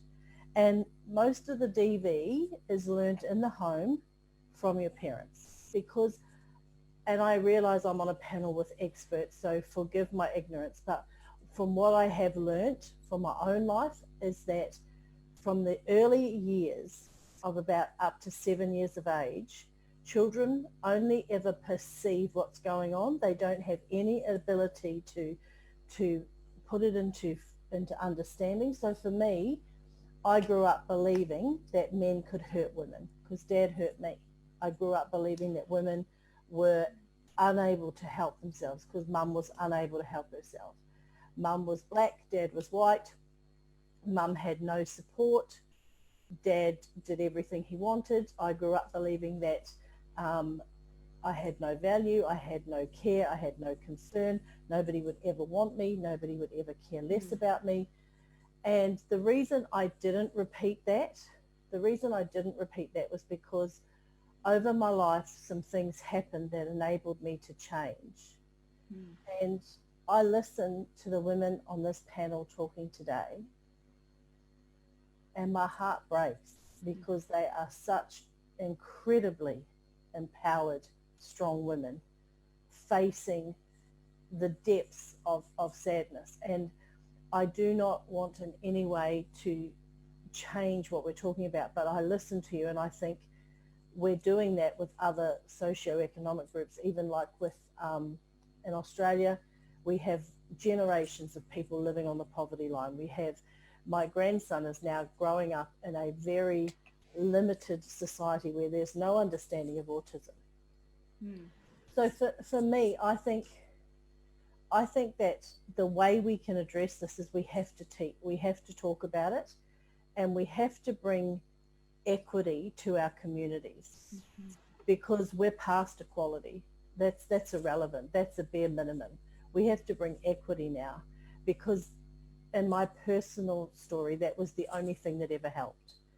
There was a teacher one year who, because we could never take food, we were too poor, there was never any food to take for lunch. And so one year I had a male teacher that worked this out and he gave me a job collecting all the lunch bags and taking them to the thing. And the payment from the school was lunch, free lunch. And it was a school initiative. So when I launched my book in New Zealand, I gave all the proceeds back to that school for that initiative, only to find out he'd paid for it every day of his life. Every day that I was his student for 3 years, he bought my lunch. That's equity. That's where we have to go now. That is the only option we have left, is that equality is the bare minimum. We're born equal. But when you take away that equality, you have to replace it with equity. And that is what I teach everywhere I go. And that's what I talk about with DV, is that you can't expect people that grew up in DV not to be keen to repeat it because they don't know any different. I didn't know how to respect myself. I didn't know how to respect you. I didn't know how to stand properly. I didn't know how to do any of that because from the age of 5, my dad was giving me to people as he chose to. So equality didn't change. Being in the school and having the same teacher as someone else didn't change me. Having a teacher that cared radically changed my life. Wow. Wow. So I want to do two things and then we'll start talking about each one of us will bring a solution to the table as we wrap up. Um, Lady Nevaeh, I want to quickly go to you then, Dr. E, on the education. Lady Nevaeh, when we talk about group homes, right, these kids come from broken, I mean, literally broken homes. And there are times I've seen some kids, for example, I had one 5-year-old that was on my caseload. And I remember going to the foster home for the very first time, and the parents were not home. And I got out of the train station, and there was this block, and I saw these kids on the line against the wall. I mean, long line. And I kept looking at like, what? I know there's no store in that area. There's a house in that area. And I followed it, and I followed it into the home. And this poor kid hmm, was in the bedroom telling all these kids in the neighborhood to come and have her. And they lined up. And I'm talking about a 5-year-old. And that was my first experience with that age, because she'd been so battered and she'd been sexually abused at the age of 8 months all the way up by the father. So that's all she ever knew. And that's all she, even at 5, she didn't understand why she was asking them to come. But so how broken are our kids? And is it fixable? That's a good question, and it's a difficult question to answer. Oh, yeah, I'm on. A lot of times, number one, I don't understand why the parents weren't at the home, but that's Yeah, they weren't. That's another story. Yeah, that's another story. And with these kids, yes, some of them I didn't share with you, but it doesn't have that much to do with this particular event or what we're talking about now. Even though my husband and I ran that one home, I in turn separated from him to help girls. And I had 8 girls who were juvenile justice, and most of them were prostitutes. And they were on the ages from 13 to 17. And some of them, their own mothers put them on the street. So it depends, a lot of times people who are hurt will hurt others. People who are abused will abuse others. It's like a generational curse, and it's unfortunate. And this young child, we had to take our kids to a lot of appointments with their doctors, psychiatric doctors, to help them get over the hurt and the abuse that they suffered in their childhood. And it's not an overnight process, but it is, the state was doing it. Each state in each area is doing, I don't know what area you were in, have certain rules and have certain laws, and they do cover their children. That's where the CASA comes in. That's where the caseworker comes in. All of these people are supposed to be, and CPS are supposed to be overriding what happened with you and this young person. As I said, a lot of them are in the business for money, and some of them are in the business to help these children. And it's just something that has happened in life, and it's so sad. You as a social worker at that time, couldn't you report that person to CPS? Well, I was CPS.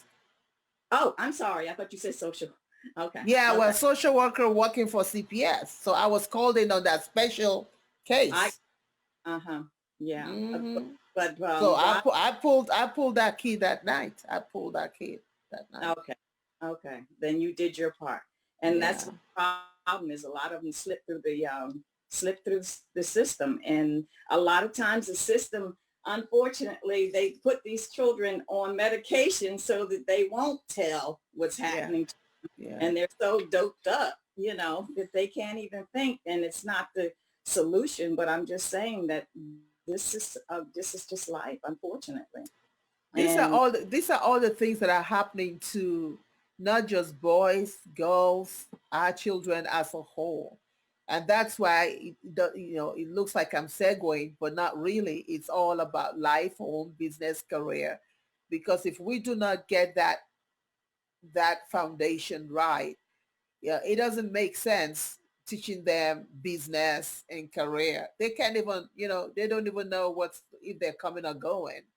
And then you want to teach them business and career, So those are all the things. Dr. E, thank you, Dr. Lady Nevaeh. Dr. E, you had something to say about education. And then Yes. once she's done, I want us to go one at a time and offer a solution because we're going to wrap up now. It's really been great. Dr. E. So after hearing all of this and then listening to our educator, I realized that what we're dealing with in our school systems, more specifically, is designed. It's not by accident that our children are labeled or you're seeing a rise in disabilities. A lot of that is because of the intention of systemic violence that exists when we create things like a school to prison pipeline. Let us not forget that there is a long history in this country of imprisonment. When we went from the slavery, it was redesigned. It was redesigned through mass incarceration. It was redesigned through three strike laws, war on drugs, and mandatory sentencing. Later followed by privatization of prisons, where corporations Boy, they're making money. intentionally God. intentionally created a prison industrial complex. In order to build more prisons, they had to seek corporate dollars in order to build them because the public really didn't want them. It was a negotiation. It was an intentional design in the modern day era of slavery. So here's the catch all, be all. In order to pay back these corporations, the finances they put into building these prisons, which was at probably $60 per head, they got to fill these prisons. And in order to fill these prisons, they got to create the demise. And in order to create that demise, some of that begins as early as the third grade, when we can begin testing students to see what their likelihood of being successful, which you will also begin to see, which is the school to prison pipeline. A number of our children go from being super extraordinary kids to behavioral problems. And a lot of that is because they have stripped our teachers of the ability to be creative in schools, to teach children to be adaptable to the style and the teaching, the learning style of our children. So how one child learns is different from another. Why do I know that? Because I couldn't just read a book. I had to listen to an audio and I had to be a tactile learner and I was a mover, right? So until I found my learning style, I didn't necessarily fit within this whole honor system, right? So in our school system, when you lack that ability for a teacher to be creative, and you have this standard course of study with these children who need adaptable learning styles, you set children up for failure, right? And so what inevitably happens is these children are then labeled, oh, Johnny can't sit down, so he ADD, or he ADHD, or he all these other things. And this sets our children up along the trajectory towards failure. And that all they really want is a sense of belonging. If we would just give the children a chance and stop the intention, y'all, the intention is real. And we can no longer ignore the fact that there is this thing called systemic violence. And it's real. It's not pretend. It's in our face. And it was set up long ago to continue the modern day era of slavery. Period. Thank you so much for saying that. Um, Erica, now let's segue into solution. I want each of us to come up with one solution. What, because it's good, as just have we've been talking, this is all about discussion because it starts with discussion, right? And if each one of us can come up with just one thing that we think, that we know that maybe our sons that might eventually watch this, their friends, or even people that are teaching them, taking care of them in school, whatever, can watch this and be able to implement. Just like what Tim said earlier, says, look, I had my blinders on. I didn't know, And by the way, you're not the only one that have your blinders on, because let me tell you something. When I first got married to my uh, husband, and we lived in Boone. I mean, Boone is in Tennessee, and I would have these cases in all of this rural Tennessee, but I was so ignorant that I just want to go in my car and just keep going. And my husband was always the one who would say, you might want to bring your window up, check your tires, make sure that nothing can pop on the way out. And I mean, what do you mean pop on the way out? He said, I'm serious. You cannot have a popped tire on the way to where you're going and coming back. And I would always say, but wait a minute, you're the Caucasian. Why are you I mean, I don't have no issues. I'll go anywhere. What's the problem? But he always had a problem with it. He says, look, Princess, I'm telling you, these areas that you're going, you cannot, because if you got a pop tire, nobody will come get you. They'll come get you for something else, but they won't get you to help you.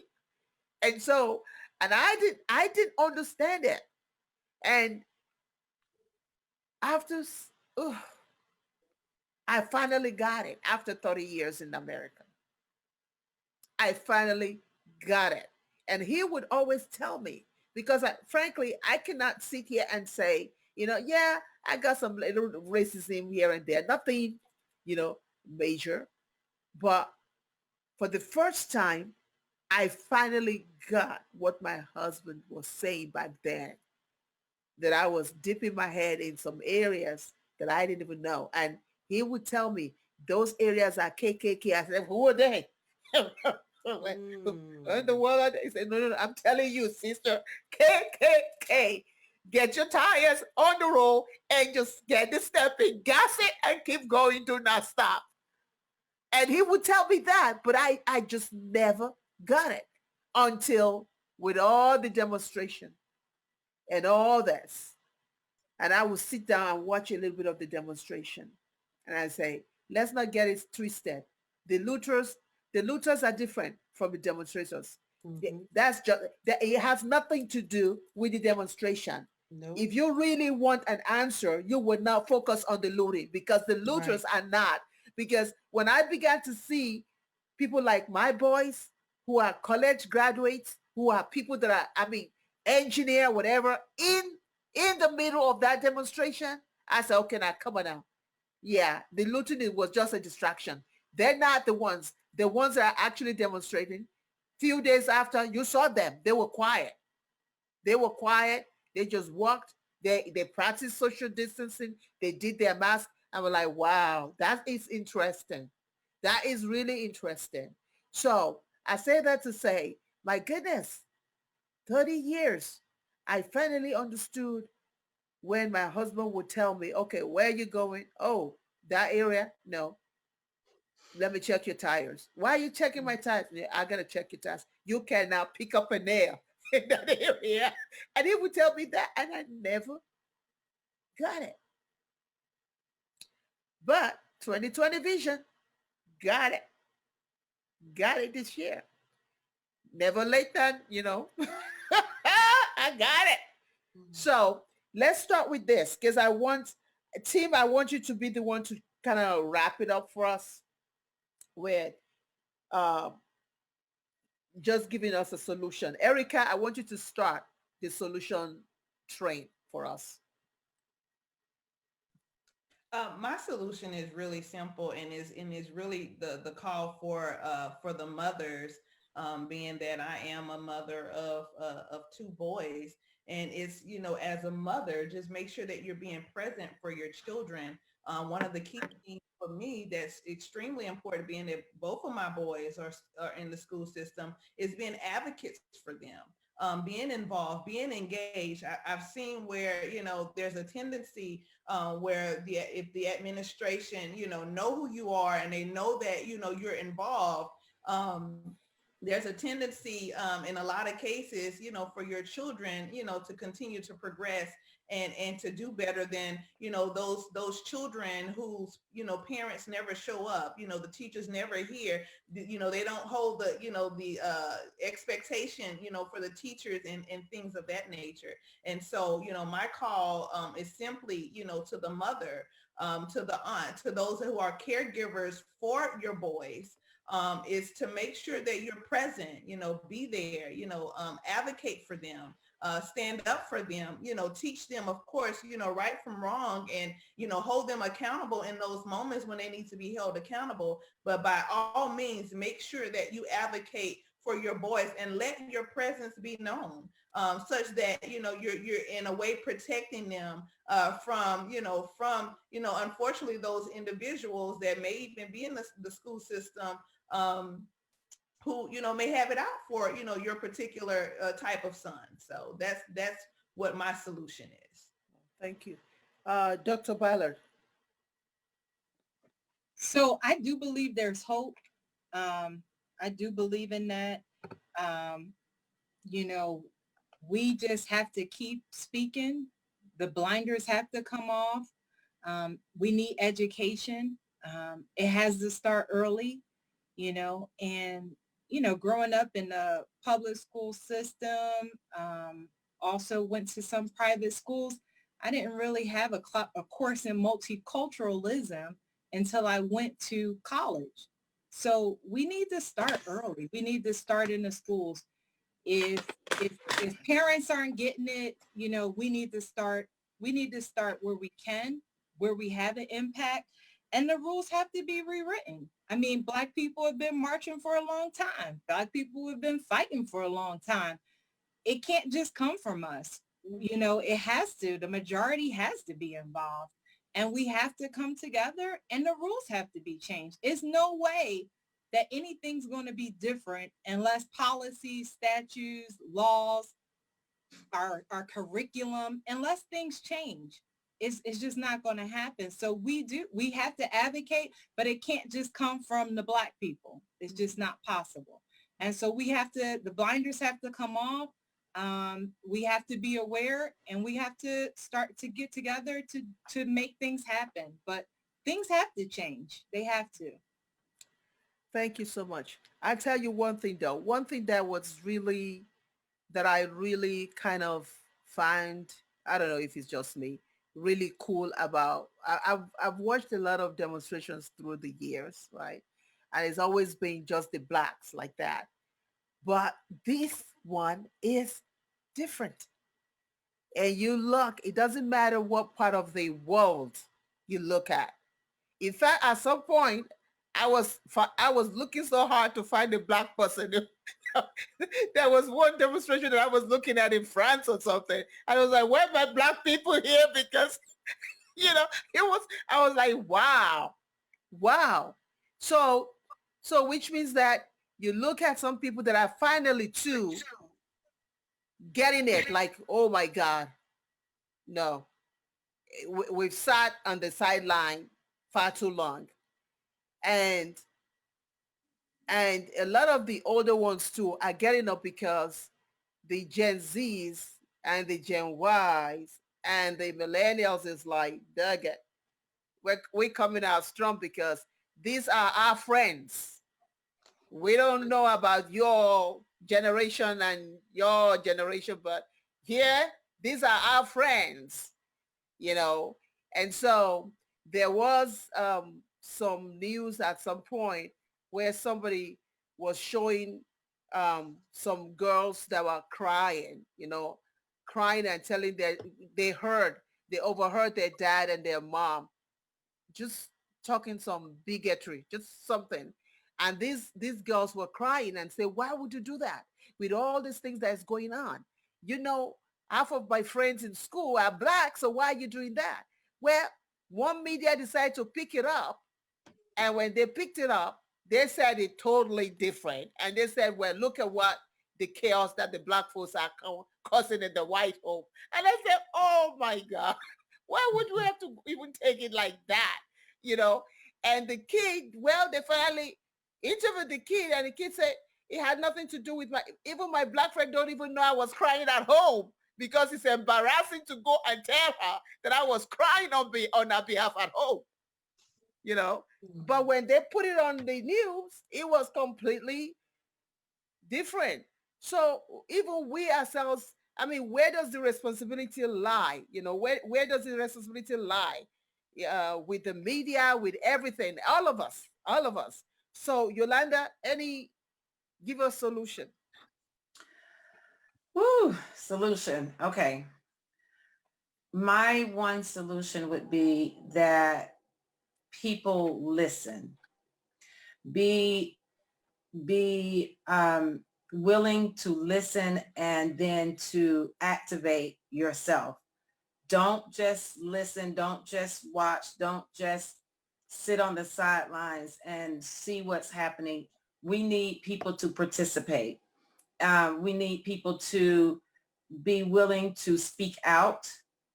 We need people to be willing to speak out to their family, to their friends, to take a stand. And so my solution is simply, we need everyone to take an active part in this fight. We will not win if we do not have the majority, and I mean the overwhelming majority of people in this fight with us. And it's not enough to just say, it's not me, it's not my house, and so we're good. No, you're not. Let me just be the one to say, you are not good. You're not good until you are willing, and to be willing is great, but we need you to actually, like my grandfather used to say, get off a stool of do nothing and actually do something. So we need for people to actually do something, be willing to be active in our fight for just racial equality. Wow. That's my solution. Thank you. Dr. E. Oh, okay. I guess I wasn't never muted. I have multiple pathways to recommend, and I'm going to speak directly to our parents out there. I'm going to speak directly to our practitioners and students and educators and our white friends and allies. First, cultural responsiveness is critical.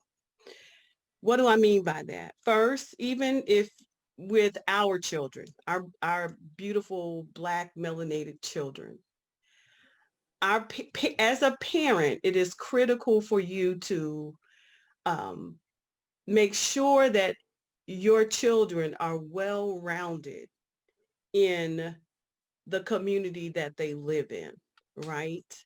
Presenting opportunities to understand what is government, placing them in spaces where they can govern or have that shared governance, places where they can educate themselves on the political forefront, right? Two, making sure that our white allies, brothers and sisters, that you are having these difficult conversations with your children, right? Because charity starts at home, clarity starts at home, and as a Black parent, my question is always going to be, what are you teaching your children, or how are you teaching your children not to kill mine? Okay, that's two. Because when you think about how easy it was for governors or national leaders who had Confederate statues removed, it wasn't because of the fight. We've been fighting for this a long time, but it was because white allies, white brothers and sisters who literally, this thing was filmed this time. So if your blinders was on, they're now off because the revolution is televised. And because of that, it can happen when you're in the space, making sure that your children are culturally responsive and a part of the process of change. And so I encourage you, my sisters, brothers, parents, wherever you are, this can happen. Change can happen. And I believe we're on a trajectory to see something that we've never seen before. But you're going to have to stay in the race.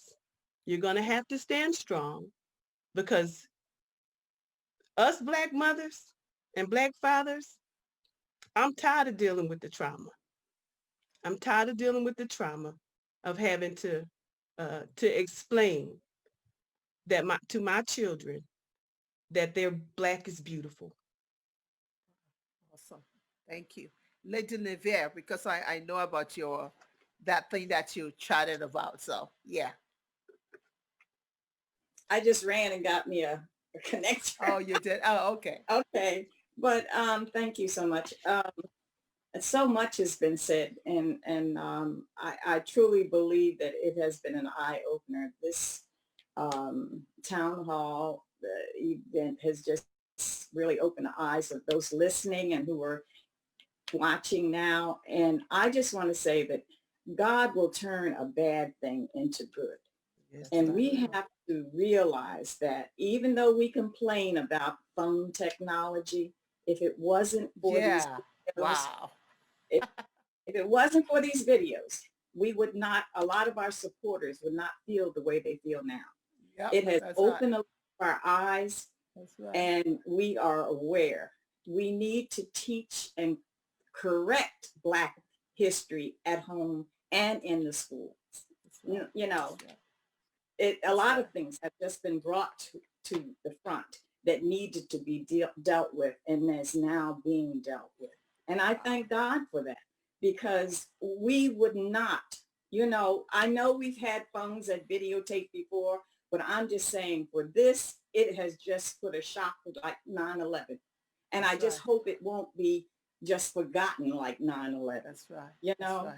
And I'm tired of being told, well, can't you just forget about how you were treated in slavery days? No, we don't forget the Holocaust. We're not going to forget the slavery days. That's right. We just want to make it better.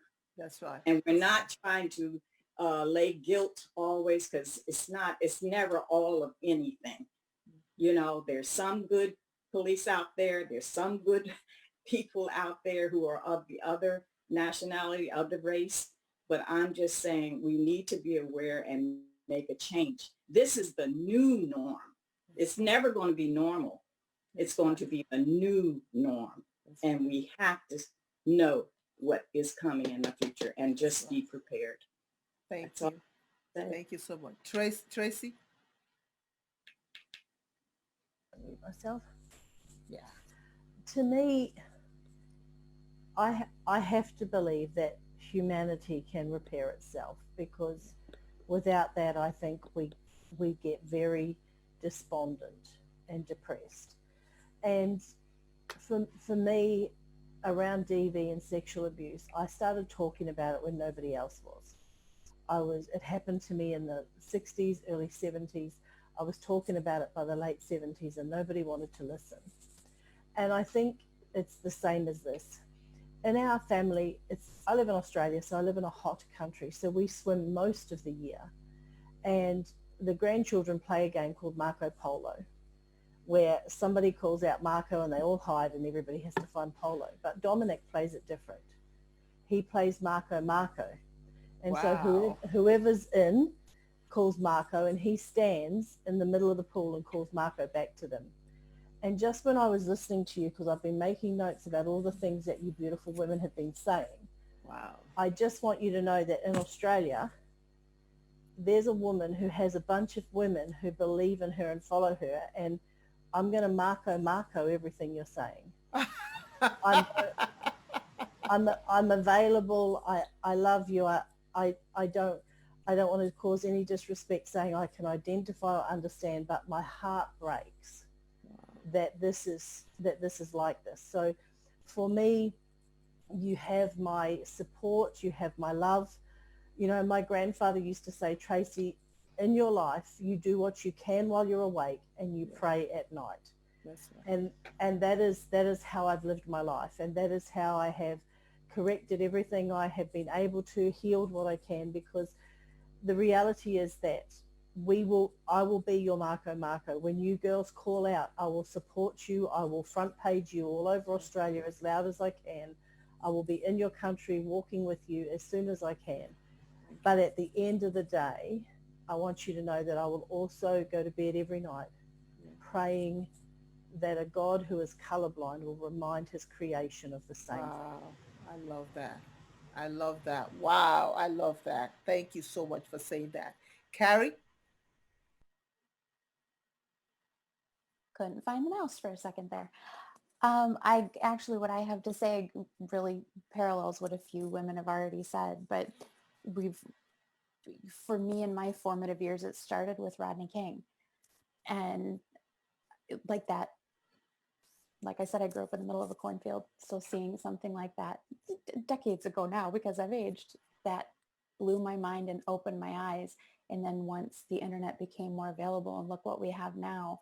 And I think, I can't speak for all white people, but I think because the system in this country, you're just born into it when you're white.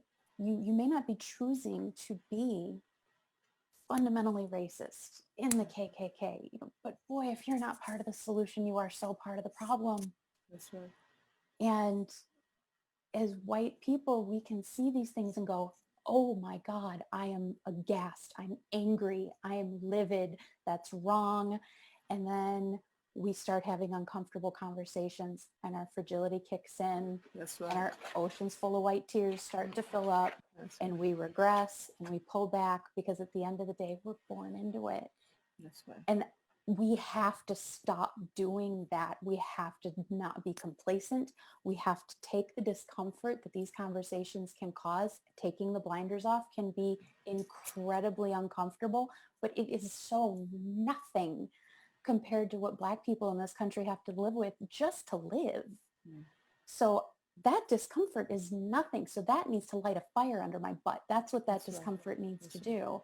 And make me go where I am from a local level, because it needs to start at a local level and work its way up. And it also needs to stop at the start at the top and work its way down. That's right. We talked about the Constitution. That has to be changed. That 3/5 of a man, I won't say a bad word, but I think a very bad word about that. And from the bottom up, locally, how are your schools funded? Is it, property taxes? Well, gee, how come school districts that are predominantly white have $23 billion more a year to work with than school districts that are predominantly That's white? interesting. Yeah. You get into redlining. It is so proliferated throughout this entire system. But enough of us get loud enough. And if we stop putting the burden on Black women to have to educate everybody and lead the marches and keep their kids safe and a million other things, we need to take some of that burden and do the right thing.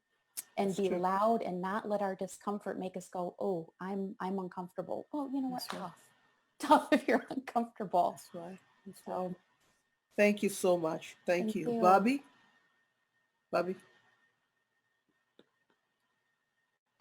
Okay, one of the solutions, I agree and I concur with a lot of the women, with what everyone has said. One solution that needs to start in our school system. First of all, we need to have our curriculum rewritten, changed so that it benefits our Black students, our Hispanic students, so that we all know each other's history and can respect people as who they are. I also believe that our white counterparts have to stand in solidarity with us, but they need to recognize their own privilege. And that's one thing that makes that conversation not easy, but it takes off the blinders then.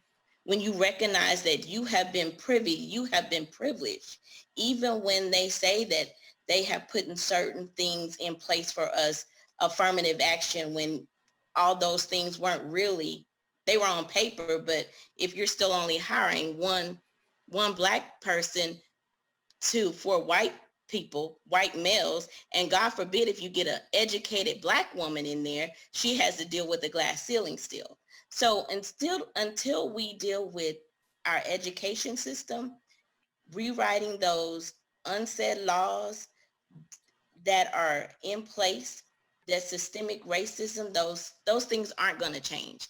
But I do have hope because, as Princess and Fumi said, when she watched the marches, we didn't only see Black, we saw whites.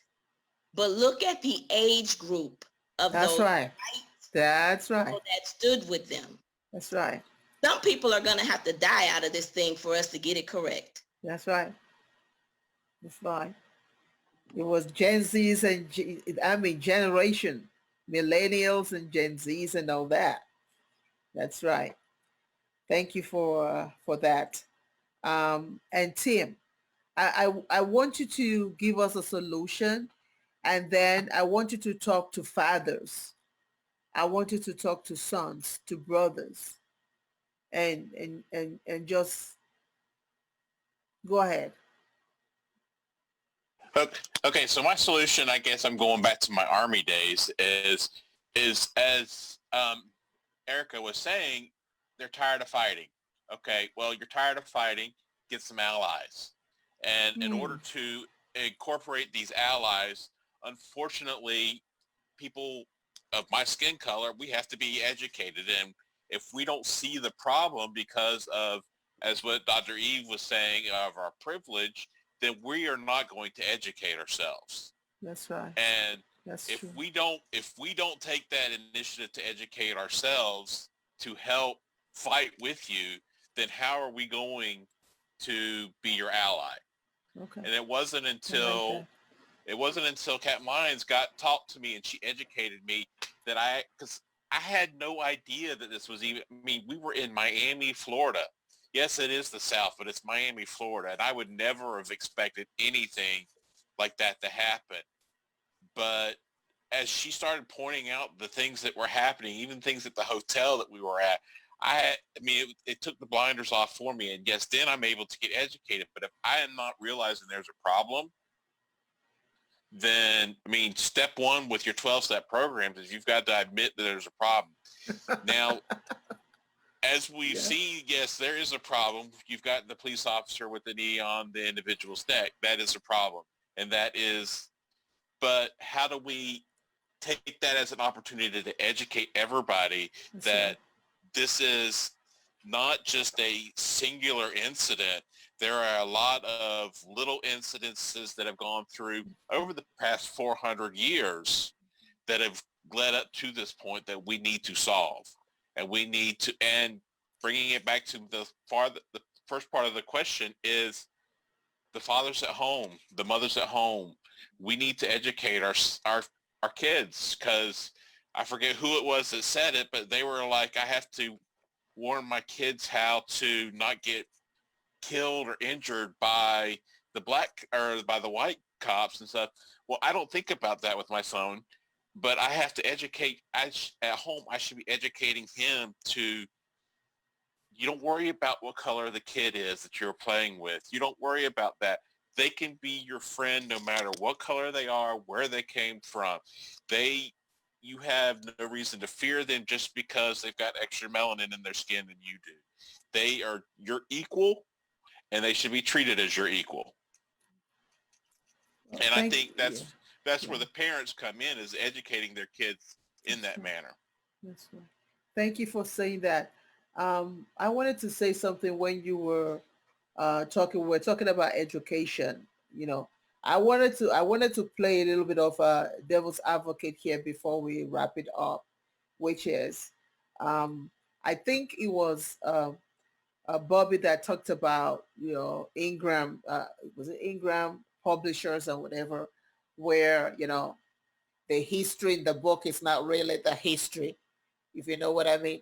So if we Black are saying, well, you guys go and educate yourself, we also stand the chance of them getting the wrong information if they're not getting it from us? So I kind of look at that when we were all talking about that, right? That we have a lot of books out there that, first of all, there's a whole lot of books right there that need to be rewritten. Some of them need to be burnt. I mean, literally burnt like they never existed. Scratch it out, just scratch it out. So if we know that, then if we say to our white friends, go and educate yourself, what we say is, them books that we want to burn, go ahead, have at it. And whatever that is what it is. And I think that's one of the problems that we have right now, because, you know, you have the Caucasian kids reading these books. I remember clearly a little bit a while back, maybe about 20 something years ago, that I was in New York. I went visiting a family member and I wanted to use their bathroom. And their kid who was born here says, "Oh, auntie, let me help you." And I'm like, "It's just using the bathroom." I didn't understand what you meant. So no, I'll help you turn on the tap. I'm like, okay. So I first thought it was cute. But then when we got in the bathroom, the poor girl was teaching me how to turn on the bathroom and turn the tap on. And I'm looking at her like this, like, okay, what's up with this? So then she said, "Well, can I just sit with you since, you know, can I just sit and ask a question?" I said, "Yes." So, well, so when you go to the store, do you use a monkey? And I said, "What do you mean use a monkey?" "Yeah, do you hop on a monkey? Or do you get on a, you know, or do you hop on an elephant?" And I'm telling you, I sat there for a while. I didn't know what to say because that was the furthest thing. I'm like, okay, how do I respond to this? Hop on a monkey or get on the elephant? And I said, okay, let me just tell you this. I was born, raised in Nigeria. I have not seen an elephant right here up onto my nose like this. He says, "What?" I said, I've seen it on the TV. He says, "Well, auntie, you're from Africa." I said, "Yeah, just like you're watching it on the TV. That's exactly how I've been watching it on the TV too. Never seen one before. Never." I said, "Well, now I might be intentional and go to a zoo." And she says, "Wow." I said, "What?" She said, but the book that we're reading, and then we look at National Geographic, and the book says that the elephants all over." I said, "I don't know where the elephants are, but they're not on my street." I can tell you that much, you know. So I said that to say, if we leave our friends to go find information, the likelihood that they will find the wrong one is like at least 80%. So which means we have to now go the extra mile for those who are ready, are willing, and saying, even like the kids that we see out there doing the demonstration, they still need some education about it. They just know it's wrong, but they still need some education. So which means it behooves many of us to start writing books, doing the right thing, doing education, teaching, speaking, doing all kinds of stuff to make sure that the atmosphere is saturated with the right information, so that when they grab the right one and not the ones we want them to burn down. So that's my thinking on that. But well, thank you all so much for joining us. Any questions? If there are no questions, if there are questions, please tag them here. Myself and all the speakers will come back and look at questions, and we will get to answer them. The next ones that we're going to be having, number one, we're going to be having some Gen Zs and millennials actually come. We're going to be hearing from them. We're going to hear from them talk, and we're just going to listen. We're going to watch them talk, have some conversation, and we're going to just listen. And then, of course, we're going to have mothers and daughters, and of course, we're going to have fathers and sons and fathers and daughters, which means that some of you all are still going to be coming back. Team, I hope, you'll be willing to come back at some point too. Thank you all so much for being a part of this. Until next time, be inspired, be motivated, be of sentimental value. Understand that you're valuable. Understand that your story is powerful, is unique. Do not allow anybody to write your story because you are the master storyteller of your life. Thank you all so much for joining us, and it's bye for now. Bye-bye, everybody.